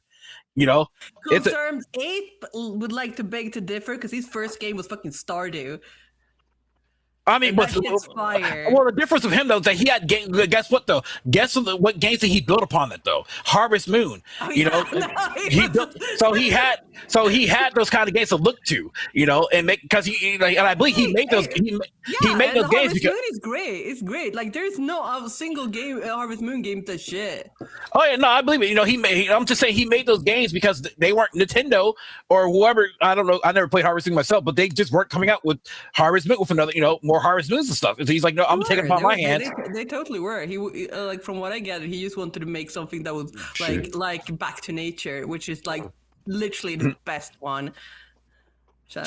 But no, I get it though. But that's all I'm saying is like, look, it's fine to play those kind of games, because you just have to come up and admit that, damn, yeah, we did have a lot of mid games back then. But and a lot of those mid games, some of those games survived, and we have them still to this day. But I think we need more of that because like Vanta said, gamers are spoiled now. Niggas are spoiled, and that's what I'm arguing. Why? Because people don't want to play shitty games. Why does that make people spoiled? It makes us spoiled because it makes game developers work hard, like try to basically work harder to bring out these games. What do you call it? This is technically why we're in this situation now because they have to always try. They always try to strive to hit games that hit like the 9 to 10 mark. Let me help you out with that despair. Here's what the problem is, Irene. What? These be the same people, and y'all know me, I'm all for the little people and people starting out. When you act like that every single time to every single fucking game that comes out, that gives no new studio, no new developer a chance to possibly work on themselves, work on their projects and make them better, the next one better and all of that. No, I'm not saying that a game shouldn't exist. I'm just saying call them spoiled. Because they're gonna auto call it bad and call out every single flaw that's wrong with it in a super negative way versus instead of constructive criticism way. There is a big difference. Yeah. I see what you're saying. Yeah, there's a big. No room for growth. It's room like for a studio to do better on their next project. Okay. It's like example. Again, I bring up that God of War game that came out, Metroidvania God of War game that came out not too long ago, right? People they always scream, man, we need smaller budget games. We need something smaller, right? Well, guess what? You got a smaller budget God of War game, right? It's nothing like too special, but it's smaller budget. It's $20-$30, right? No, this game is trash. This game is horrible. Budget game. But it's a $20 budget game. Budget game. You know, I get it. You know, you want that AAA experience, I guess. But hey, I'd rather take a small $20 budget game than something that's $70 or whatnot. You know, at the end of the day, and that's when we talk about like they're being too spoiled now. You know, you have to give these new game developers a chance. Keep this in mind too. There are lots of indie, even now today, I'm a big AA and indie game person these days. You know.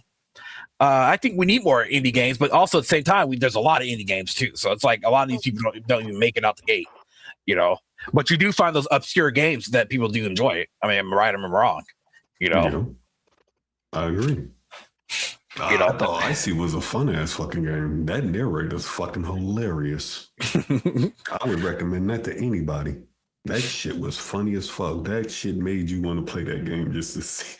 It's like they literally made it to where every move he made, he had something for it. Even if he was going the wrong fucking way, he had a comment for that shit. That shit was fucking great. Like, no joke. If you want something that's like a quick little platformer 2D, just run around the map and shit and just do shit you would play that just to listen to his ass. Because that dude was a whole trip throughout the whole entire fucking game. Dead serious. Because now, man, like, again, we're in the game industry is where it's at now because people are looking for 10s now. That's what they're looking for. That's what they want. Game developers, they got to give it to them, you know? This is why we actually probably have that's why we literally have cinematic games today, cinematic story-based games today. Because people are always looking for that next top graphics and shit, you know? But to me, like a 10 doesn't mean like, a cinematic masterpiece. It just means a good game. Like it could be like 2 minutes, like it can be but like a 2-hour platformer. Like it doesn't necessarily have to be like a big production. That's my point. But hey, look, I'm keeping it buck with you. I ain't paying no $70 for no 2-hour platformer. I'm sorry to tell you, that's a wild shit. Obviously, they would be priced accordingly. I'm not saying that 10 is always going to cost $60-$70. Yeah, no, I got you. I get you. Any more hot takes, y'all? I know y'all got something. Y'all got something. Chat. What's y'all's hot takes, chat? The latest Europa Universalis wasn't that fun. What game? Say that game again. The latest Europa Universalis wasn't that fun. It was too big. Oh, you're not wrong. I think they went too far. But though, here's another hot takes too. It's similar to what we had earlier though. Gamers just forgot how to have fun. That's it. Gamers forgot how to have fun. That's it. That's pretty much it. That's it. That's the hot take. And a lot of people didn't forget how to have fun these days. I mean, man, like somewhere along the road, people got brainwashed into believing that reviews and scores actually mattered into the quality of a game. And unfortunately, that's just where we at now, because people will look at a review and they'll say, oh, this game got a 7 or an 8, so it must be dog shit. But this game that got a 10, it must be perfect and it must be the greatest game of all time. So millions of us are going to look at this score and go buy the game. And that's just where we at in the industry, man. People are looking at these review scores that, in all honestly, shouldn't even be paid attention to, because 95% of them are not real. Like, it's just not real. It's not even just that. It's they're not. It's the reviews themselves. Like people aren't even reading into why they're making the decisions that they're making, and they're just like, even IGN itself has come out and said they play all these games, so they basically just assign the reviews are like, the numbers are basically arbitrary to an extent. It's like, until you read the review and understand why they put it in there, what they're doing, the view, like the score is just a summary. You need to go in and actually read the review, figure out why did IGN say you have to pull out the Pokemon Rockets, bro. Sapphire or whatever have like too much water in it. Maybe read the review and figure out what they were trying to tell you. Like, read the review, get the context, take the numbers out and read. These people nowadays, like social media and everything else, has us trained to scroll and like look for a second, look at a headline, look at it, and then go about your day, and like you receive a portion of the information based on the headline, You click on the article, read it, figure it out. I mean, that's another thing too. That's another thing too. Someone say like, example here. Let's say they're like, oh, I read a review of this game. That's why it's ass. Like, dude, I played this game. This game is actually fantastic. Like, why do you think it's ass? Oh, because the review said it is. No, dude, like play it yourself, bro. It's like I think what Riddler always says. It is okay to have a bad buy, even if you weren't expecting. It's like I think Riddler's been saying that for a while. But it's okay to have a bad buy every once in a while. Like, my bad buy was Dragon's Dogma 2. I loved the first game. The first game I said was better than Skyrim. Yeah. But that second game was it was boring as fuck. It was ass to me. It just wasn't the same. It didn't hit the same. It's like they didn't do anything, other than like they didn't add any variety. This is the reason why there's no DLC for the game now. Because they know. Capcom just knew. They know already, Eisen said, Aiden, I'm sorry, I apologize. Early access games shouldn't be allowed to release DLC. Finish the damn game before you want more money. I fully 100% agree with that. Trust him now. Listen, piggybacking off of that point, I don't think that any game that's been in early access for a year should even be eligible to be in the Game of the Year category. I don't think that's a fair thing. Because it's not technically out yet. I don't think that you should be able to polish and work on your game while it's out for sale for a whole year and get it to the point where it's top quality over something that dropped 2 months ago, but it's top quality. I don't believe that. I have never actually considered that. That is a very valid point because they've had a lot of time to build a fan base. Baldur's Gate 3, mic drop, boom.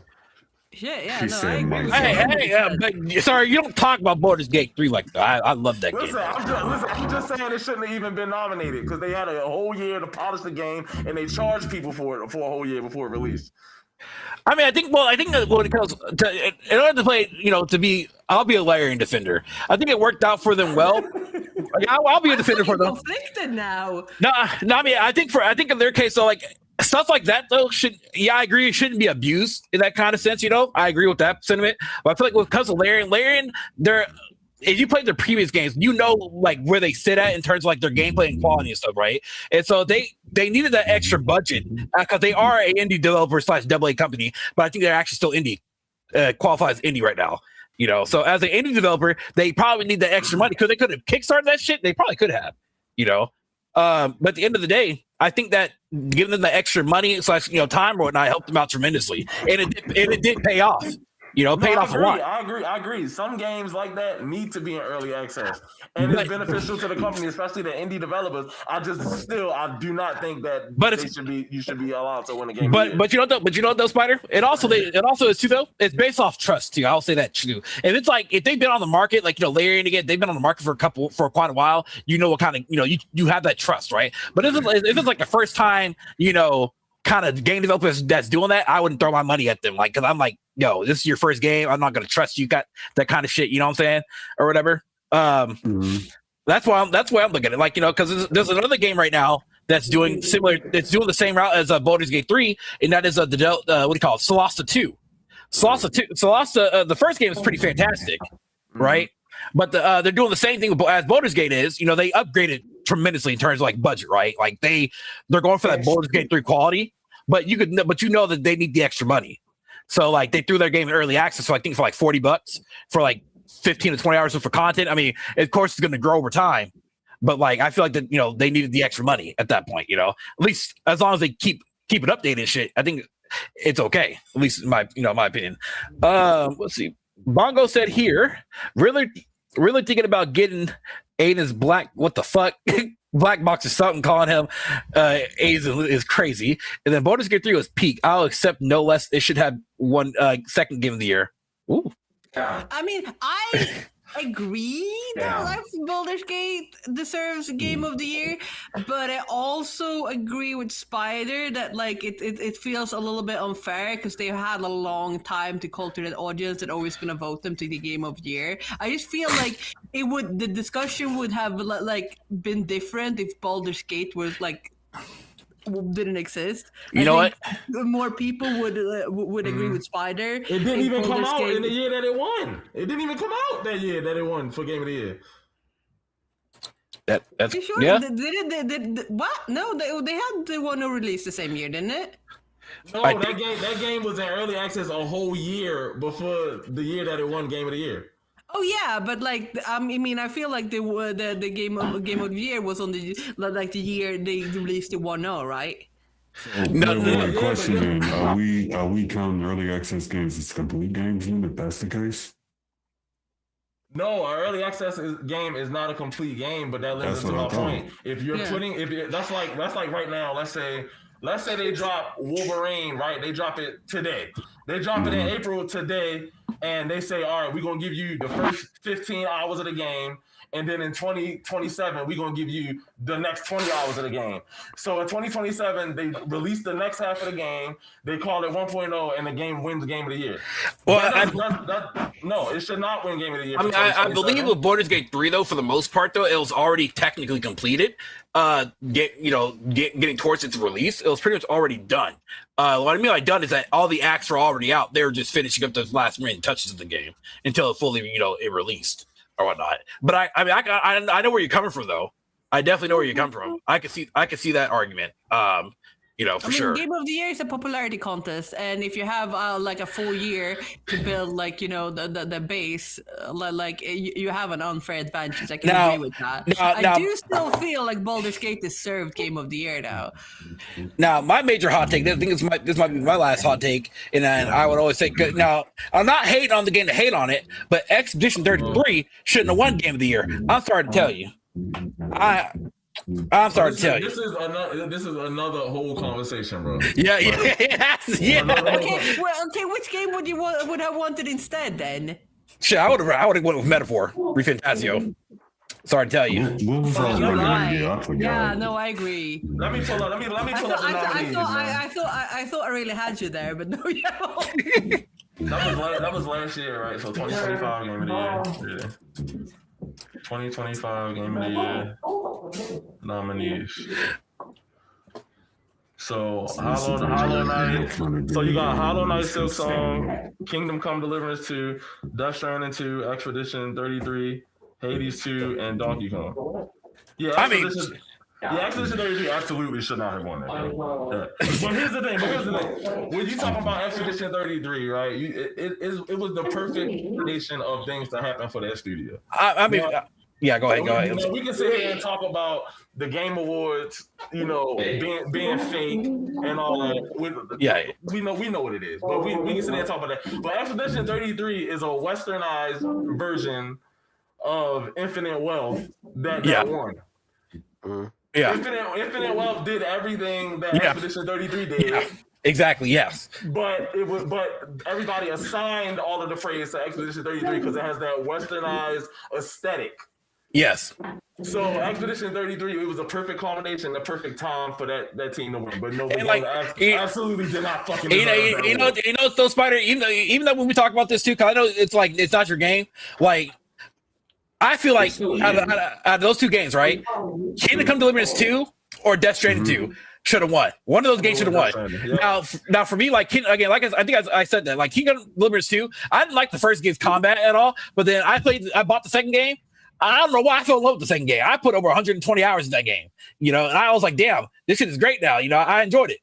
So the combat to the second one was better than the first one? It's the same combat, but I don't know. It registered to me better than the first game. I don't know. I might have to go back and play the first game again, fully, but it registered better for me.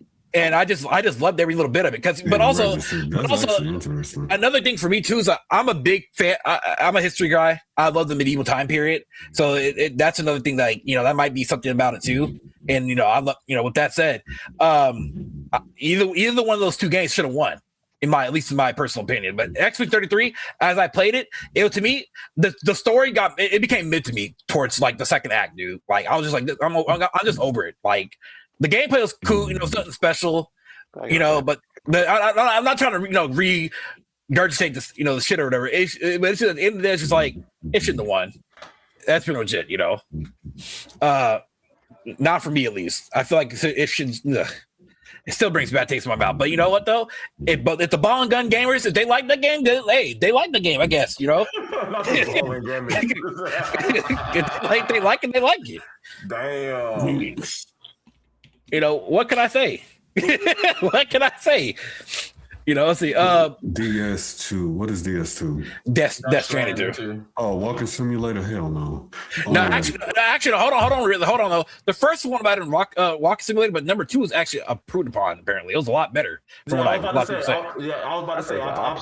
I played Death Stranding 2. I skipped Death Stranding 1 because that's how much of a boring ass UTS walking simulator it was.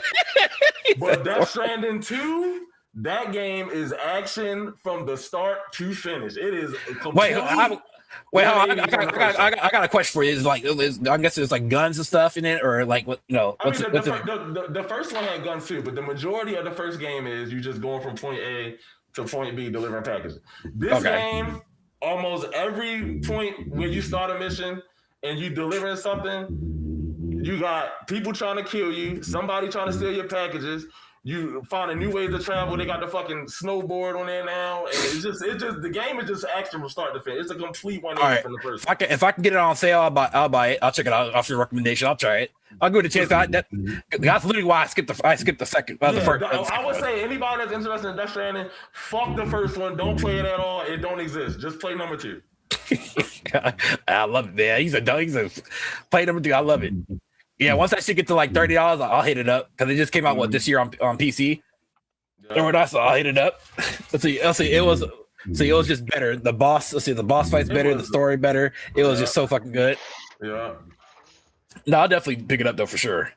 I'll have that recommendation because but right now though my palette, my gaming palette is pretty big right now.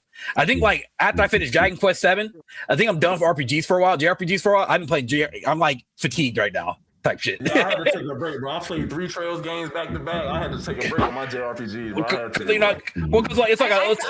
I feel like you can only play like one JRPG per like a year because like they tend to be long as shit. And that's the problem. I be playing like 5 of them now. Persona 5 is like 200 hours of gameplay. It's like what I told Deadass. She's not wrong, Deadass. So I had beaten Persona 5 many years ago, just the regular Persona 5, right? But then I started another playthrough because I bought Persona. My friend gets me Persona 5 Royale. I never played the Royale, right? So when I beat the main game. When I got the Royale part, man, I was fatigued. I was like, okay. And this was about 2 years ago, yo. Deadass serious. Like I started beating the Royale part. I was like, I'm fucking personified out right now. But no, that's the thing though. It's like because remember I told you I had beat Kingdom Come Deliverance 2. That took me 120 hours. I said, okay, you know, I hopped on Dragon Quest 3 HD. Beat that game. Then I started playing Dragon Quest 2 HD. Beat that game. 1 and 2 again. I already beat 1 and 2 back in 2020, the originals. And I was like, okay, let's do the HDs. Beat those 2. Then I said, okay, Dragon Quest 7 HD. This is my last JRPG I'm playing today. I can't do it no more. So I still haven't finished Mega 10 5 because like 2021 felt like there were so many JRPGs being like released that year. I was like, and I fucking love Shin Megami Tensei, like the whole series. And it's just I need to play it now. You know, though, speaking of which, I saw. I think it was an April Fool's thing, but it felt like it was just like a vivid memory. I might have been dreaming about this shit. I don't know. I saw that Atlas was remaking Persona 1 and 2. I don't know what it was. I was like, I think it was a dream, but I think it was an April Fool's thing too. I might have seen it, like kind of glimpsed over it, but wasn't really paying attention to it. And then I woke up from my sleep. I was like, wait a minute. Was that real? Was that kind of real type shit? I don't know. But Atlas could make like I'm gonna be honest. Atlas could make like any remake they want, and I will still buy it because I fucking love their games. What's crazy with Atlas is that even though Atlas, they're getting up there in terms of name recognition, but they're still considered niche right now, which is insane. Really? Mm-hmm. It's insane. But you know, it's when it comes to like, you know, game of the year and shit like that. JRPGs always get snubbed no matter what. Like I said, Metaphor Re Fantastic was a fantastic JRPG. Yeah, I love that game, fantastic. But it got snubbed. It got snubbed that year. But I think was that the year the Astro what's it called? Astro Boy or the fucking Astrobot won? I think, right? Yeah, that was the Astrobot when it was 2024, right? Oh yeah, that was the year. Yeah, that was 2020. Yeah, it was 2024 where Astrobot won, and because it was Astrobot, Belantro, Black Myth Wukong, Elden Ring, Shadow of the Erd Tree. Yeah, and another thing too, DLC should not be considered nominee for Game of the Year. Fuck that.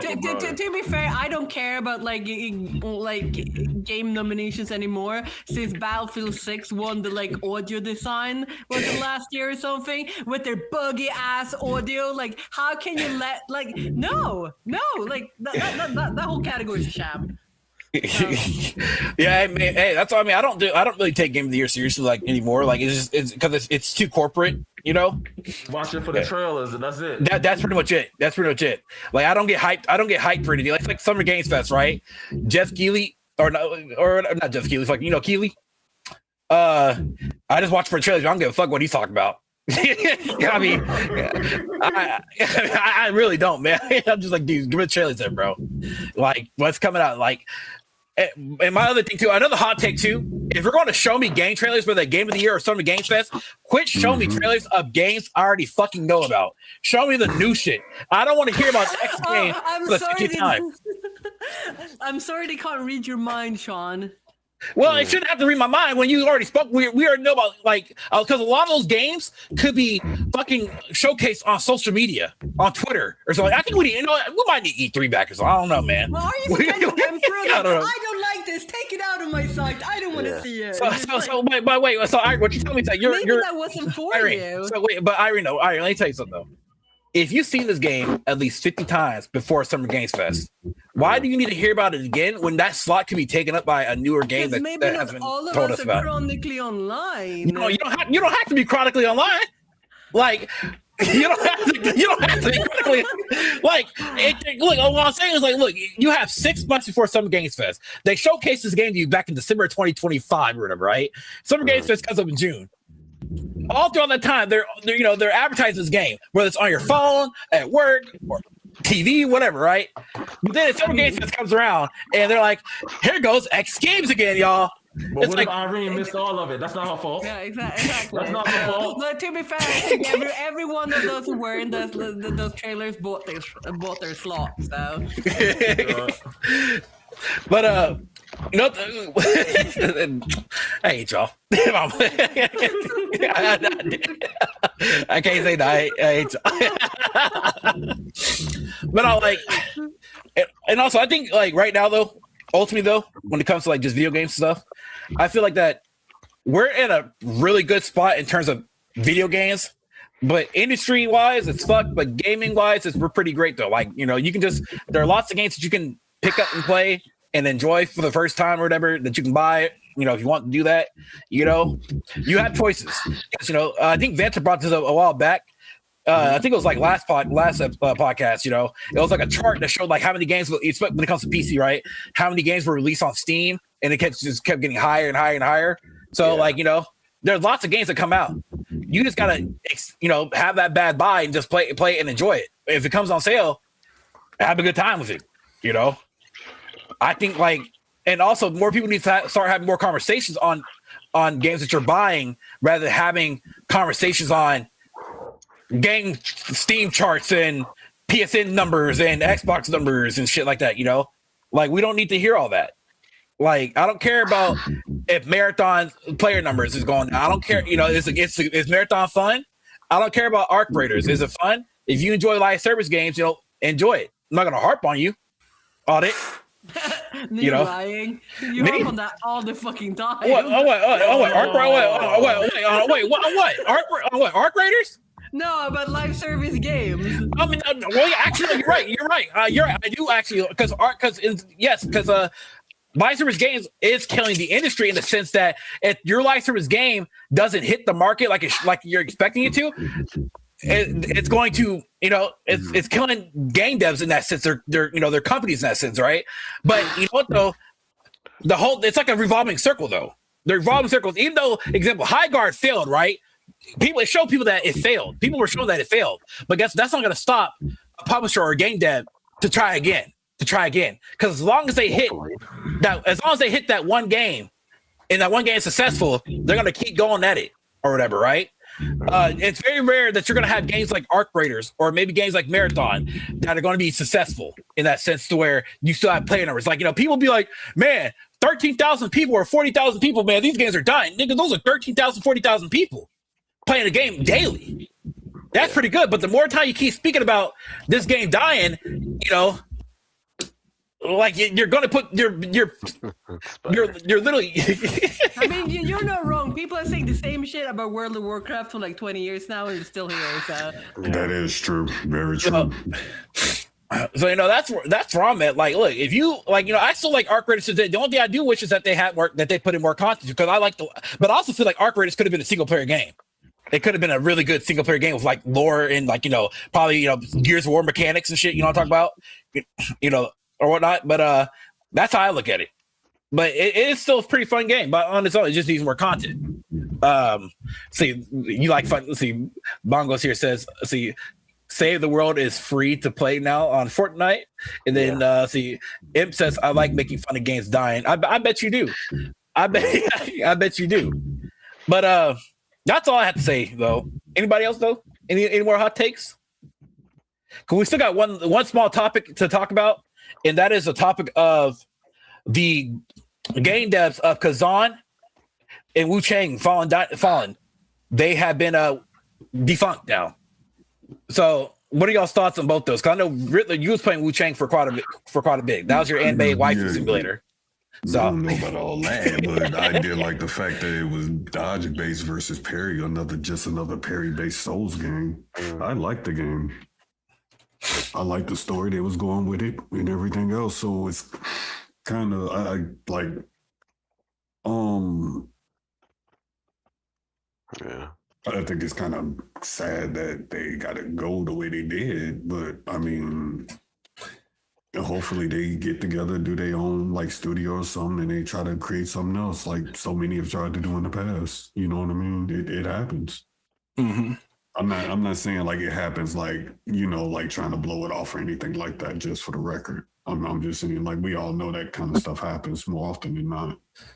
Some lead or some main director or something of said game that one of y'all like or some shit just ends up leaving like the whole major company itself, and then they'll end up just trying to go somewhere else, to try to do their own thing. I think that's perfectly fine if they're able to actually do that, or find a job somewhere else, where they can be able to express themselves properly. Like I think that's pretty cool if they're able to come back from that.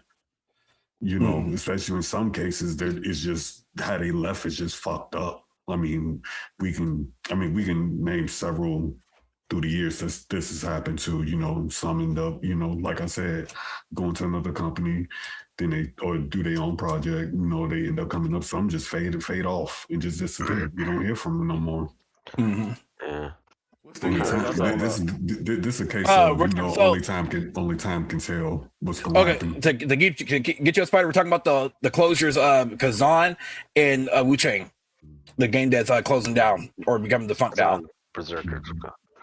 Yeah. Oh, okay. Y'all go ahead and get y'all thoughts before I go on my rant. I already went. So y'all go ahead. I already said my piece. Vanta, you sir.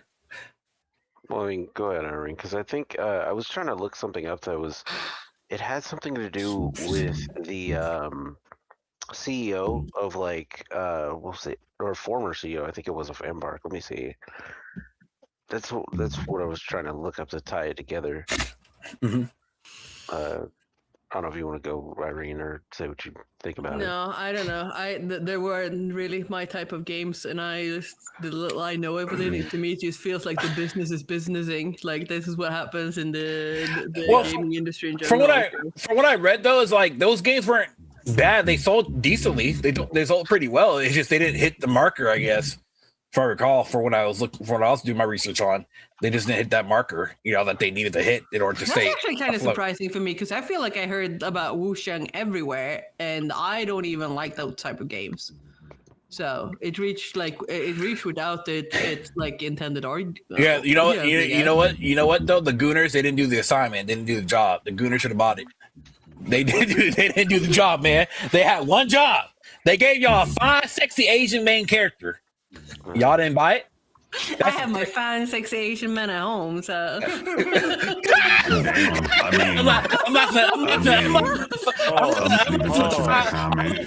not fit to find sexy part. Listen, Vanta, you got your joint pulled up, bro? Still trying to pull it up because I just wanted to say it because it was basic. For if you want to go ahead, go ahead. All right, listen. I like Souls games. I play almost every Souls games that drop. Do something fucking different. Make a new game. I played first Berserker Kazan. I played Wu Chang. Generic. Do something different.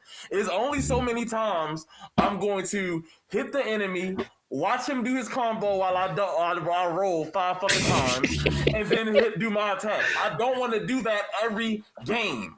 You understand what I'm saying? I played Wukong. I played Dark Souls 3. I played Bloodborne. I played Elden Ring. I played Lies of P. I played motherfucking Flintlock. Make a new game. Stop doing the same shit over and over and over and over.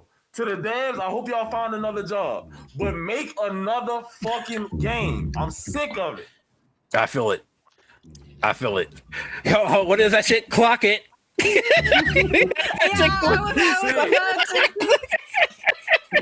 mean, that's kind of like, my take on the entire genre, but like, well, that's the thing though. Like, what would you? Okay, so Spider, for you though, what would you like for them to do differently though? To change the formula. That's the question for you. Okay, so if you want to make another Souls game, I would say one of the games I mentioned, Flintlock. I played Flintlock on Game Pass. I beat it. It was a Souls game, but in Flintlock, you have a bunch of different things that you can do in the combat. So you have a little sidekick. So enemies, when you are going into a counter, what's the typical Souls formula, right? You looking for the enemy pattern. You're gonna wait till you do his shit. You're gonna find your opening. You're gonna hit. You're gonna retreat, and then repeat. In Flintlock, you got a little sidekick, a little pet with you. So enemies have shields. They have different afflictions. So your pet needs to break some of those afflictions first before you can even begin the battle. So you got that alone adds a different dynamic to the Souls pattern play.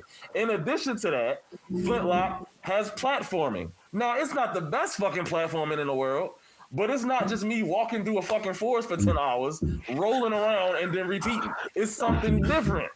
The boss battles, it's not just me watching the same pattern. I gotta think, okay, he got this shield up. I need to break that shield first. Oh, he got this affliction. I need to equip this to battle this. Oh, I gotta get the pet to do this certain attack. Oh, it's not ready yet. I gotta level up this attack on the pet and then get an opening. So then I can finally get into the melee.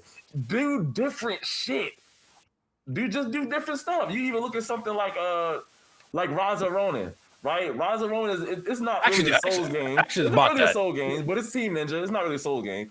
But you got, a nice open world. Each open world you go to different sections. You got bosses all over the map that you can go challenge. You got different, missions that you can do. You got co-op, 3-player co-op. They can come help you take on these bosses and do these missions. You just got different structure. I feel like when I played Kazan and especially Wu Chang. Now, at least Kazan had a fucking anime filter over the Souls, form. But when I played Wu Chang, I was just like, bro, this is just literally like, a Team from soft game. Like, I don't want to play this, bro. Like, it was just, the same shit over and over. So I just feel like you need to be creative and just stop trying to copy the exact formula. Add some different things to the formula. Mix it up. I feel that. So just gotta miss the mark for you. I feel like what you're saying, Spider, is kind of like the issue with the industry as a whole right now. It's like a lot of companies who see a game that's successful and they're like, we want to do that. Yeah. Exactly that, but with our skins. And that's exactly why you see stuff like Crimson Desert or Phantom Blade Zero, which comes out in September. You go look at the comments of these games, and what's the first thing people saying on these videos? This Dark Souls. Is this a Souls game? Is this a Souls game? Does it have a difficulty setting? Because people know they tired of the same thing. So now they even questioning new games when they come out. Hey, if this is another Souls game, we not buying it. So you got to clarify if this is a Souls game. Yeah. Like is it an action game or a Souls game? Like, which one is it? And so yeah, no, I can see that. You know, the industry it is pretty fatigued right now. So it's like I think these companies they got to take a step back and just like really look at shit, but they can't do that though. They gotta the train got to keep moving. They can't stop and think. You know, they got to look for the like what's the next best thing to do. You know, like I feel like you know we go through these eras of games. You know, we went through the Minecraft era where everybody tried to do a Minecraft game. We went through the zombie survival era where everybody tried to do that. You know, we went through the battle royale. We went through the battle royale era, which actually just ended because now we're in the what is called the extraction shooter era now. So everybody's trying to do an extraction shooter now. You know, so we go through these these eras. And I forgot to include the MOBA era where everybody tried to do MOBAs as well. You know, League of Legends, you know, Dota, what's called Infinite Crisis, stuff like that. But so it's like it's these trends, you know, and part of that era, which y'all probably agree was the asymmetrical era where you know you had Dead by Daylight and then other games tried to copy Dead by Daylight, but then those games can't beat Dead by Daylight because they just mimic Dead by Daylight. They don't do their own thing or whatever, and that's why Dead by Daylight is still king. You know, they don't try nothing different. You know, it's a recurring thing that these companies should be able to do. I don't know who's running these companies, but you should be able to have somebody smart at the top that can look and say, okay, throughout all these trends, right? Let's look at the survival horror shit, right? The one on Dreamcast, I think it was called like Blue Dawn or something like that. Yeah. Do people remember that game? Did that game do well? No, we remember Resident Evil. When we look at the fucking battle royales, do people still talk about H1's fucking Z1, or do they just talk about Fortnite? When you look at the Souls games, do people actually care about what's that game? It was another one that came out on Xbox. But every other month is Souls games that came out. One came out this year. It was a sequel. What's the one that came out this year that was a sequel? Code Vein 2 came out. Yeah, Code Vein. Yeah. Do people still talking about that shit already, or are they talking about Nioh 2, a previous series? Code Vein was such a good game. The first one, I heard the second one wasn't like nearly as good as the first one though. Yeah, I still want to play. And it might be good. I'm not debating the quality. I'm just saying they have to look at these clone games, and you have to recognize that the only one that we remember is the most successful one. So making 10 more of them that failed, and you see that it failed before. Why are you still doing that? Yeah. No, you're right though. You're right. You're right. You know. So I was gonna say, like, well, first, apparently they were just reorganized, which is good because we don't need to continue to lose generational gaming knowledge because I feel like that's a big problem. Why things keep getting worse.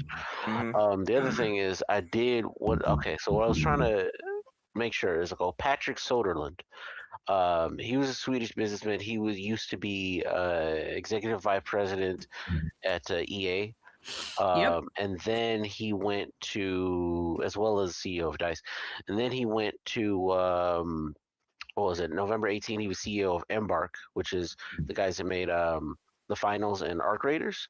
And then just this February he was executive chairman of Nexon, which is what did I believe they were the ones restructuring of Neopol. Is that how do you say that? Studio behind the first Berserker, and resigned to another group with the next one called Timar. So that's what I was pointing out, and I was also trying to find his statements on AI, because what's funny is Embark had recently redone some of the voice clips, because there were some voice clips in the game that were AI, but they recently redid them with real people apparently, so they're going to make that difference. So I'm just trying to see. I was also hearing some things about where he was, his opinions on AI and how it's going to put in there, because I think he was. Let me see. I think from what I remember of him, he is more of like an AI as a tool and not AI as a replacement type of guy. Yeah. From what I've heard, though. Basically, using it as a tool, making it with having games with a fraction of the cost and fewer people, which basically just seems like the same, like micro, like we can do it cheaper with less people and less doing it, and it's just like. That seems to be where the industry, or some parts of the industry, is headed, to where it's like they don't want to. they don't want to have a lot of people, or they don't want to have which I can understand why they wouldn't. I can understand using AI as a tool, but it's just frustrating that that's where everything's going. It just makes me concerned about what we're doing here. Yeah, I mean, my opinion, I get that.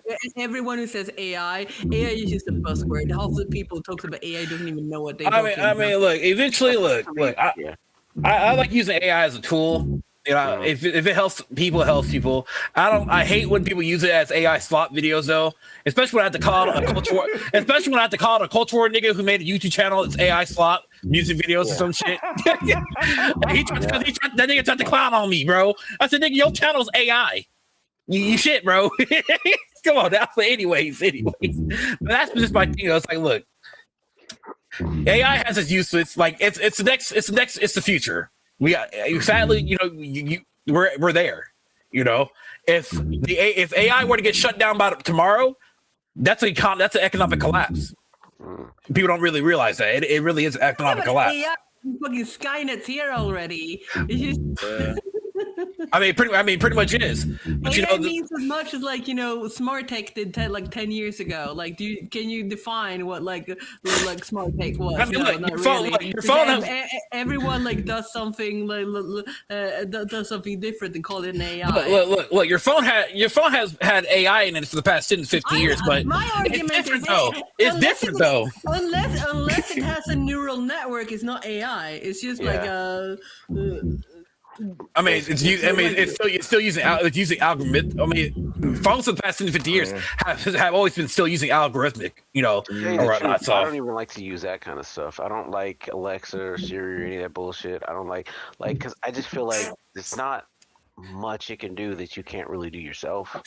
It just makes me seem like it seems like they just added a middleman to you know what I mean? To you just be, so you just, I just get to be stupid? Like, that's what the deal is? It's like, I have one of those, Google, audio things. They see some very expensive timer, because that's all I use it for. I play music, and I ask it to give me a 20-minute timer when I'm cooking.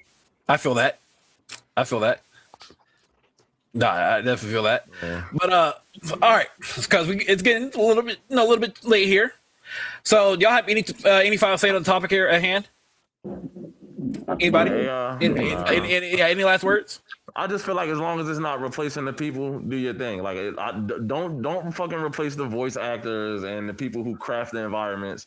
But if the game is done and you want to use it to place a fucking billboard in your open world New York City, I'm not gonna cry about it. I'm not gonna boycott the game. That's something I saw too. Like when I saw Crimson Desert had a paint or Expedition, both Crimson Desert, they had AI paintings in it. I was like, okay. Yeah, I ain't tripping on no AI paint. Just don't replace the people, man. As long as we got real creatives that are still getting a check and are still able to bring things to the table, let these people create. But if you want to use it to clean up the game and shit like that, what the fuck ever, it's not a big deal. Like, yeah.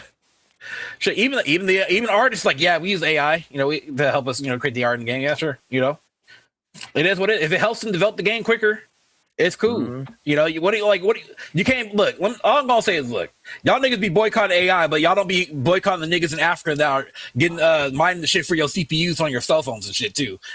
So hey, y'all, that I've been saying that for years. Like, y'all complain about a lot of different shit. Y'all. So it's one of those things.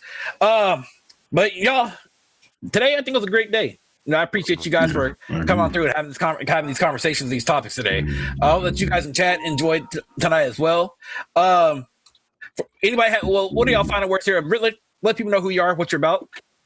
Bro, I'm Dark Rilla on a super long ass fucking vacation from doing content. It's like dead ass serious, but I got a lot of updates on that game right now. I won't lie about that. It is in early access. And you should definitely 100% check it out. Like, dead serious, man. We've done a lot of changes to it. Been to a lot of different events now as well. I actually need to make a trip to New York, no joke. That's what we based out of. We based out of New York. But other than that, really, I'm just really sitting back trying to sort the rest of this stuff out so I can get myself moving and get this second short novel out. It's done. Yeah. No joke. It's 100% done. I just need to figure out in my head what kind of like cover photo and stuff like that I want to use for it and everything else too. Use AI. No, she's not. She's not wrong. You can use AI as an example, as a base for example, kind of what you're looking for. That's perfectly fine. I already have a person that's going to do it. I already have all the references I'm going to use. Oh, that's great. That's great. Awesome. Yeah, I have all that done already. It's just a matter of the one thing we all need. That's great. Spider, sir, as our special guest today, tell us who you are, what you're about. Go ahead. Hey, listen, man, it's the Maximum Spider, man. Make sure y'all follow me on Twitter, Twitch, YouTube, all of that. 299 Gaming, 2099 GAMING. Listen, I had a good time, man. Shout out to y'all. Listen, you got the info, man. Y'all ever need the kid?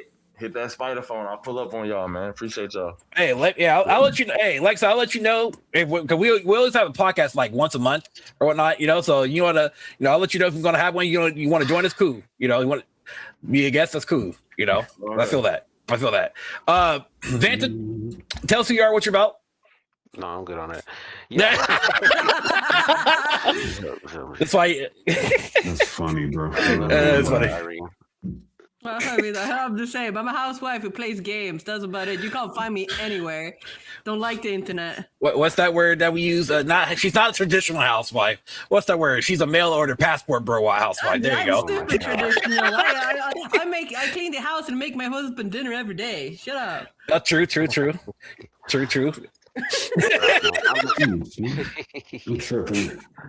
Look, I'm trying to get my cousin Vanta into content creation for like a while. He just won't budge though. Yeah, I'm just a gamer. I'm just trying to spread the word. Wait, what happened? What happened to say once I got a better PC, I was gonna try it? That's all saying. That's all saying. You didn't want to. You distinctly said that. Ooh. You distinctly said that. Ooh. I'll make a video and we'll see. We'll see where it goes. So now you saying you're gonna make? Now I'm gonna hold you to that. No. Hold on. Really, he needs to make 6 months worth of videos. Say that you tried it and you didn't want to anymore. You should one video. One video don't cut it though, nigga. You gotta make 6 months worth. That's what I have to do. You make it enough. So you take the cut. Now, y'all know who I am. My name is Disparity. Or that's from or you call me Spacey Distortion. A lot of my old people call me Spacey Distortion, but call me Disparity. Yeah, Spacey Distortion. God, don't quit. That's some old shit, nigga. We don't bring up that shit. That shit is from like back in the Stone Ages of my day. Okay, God damn. Y'all know me though. Content creator. Love play a lot of RTS games, RPGs, tournament strategies. That's what I'm known for. Of course, content creator on YouTube, Twitch, and also TikTok. For the most part, y'all know where to find me. Again, the Playface Solidcast, we always try to do this at least once a month. Again, Aiden's couldn't make it with us today, but he was in chat today, helping out the discussions and stuff. So I appreciate that. Hopefully next month there should be a lot of different topics because we're just not just a gaming podcast. We like to talk about movies, comics, maybe even music, whatever that piques the interest, for the most part. But again, thank you, Spider, for joining us tonight. Do appreciate that. I just want y'all to know I fucking literally should be watching WrestleMania right now. No kid. Just want y'all to know. Hey, sir, I appreciate that. But you know what though? Heard that WrestleMania has been kind of shit lately. That's what I hear. But no, the last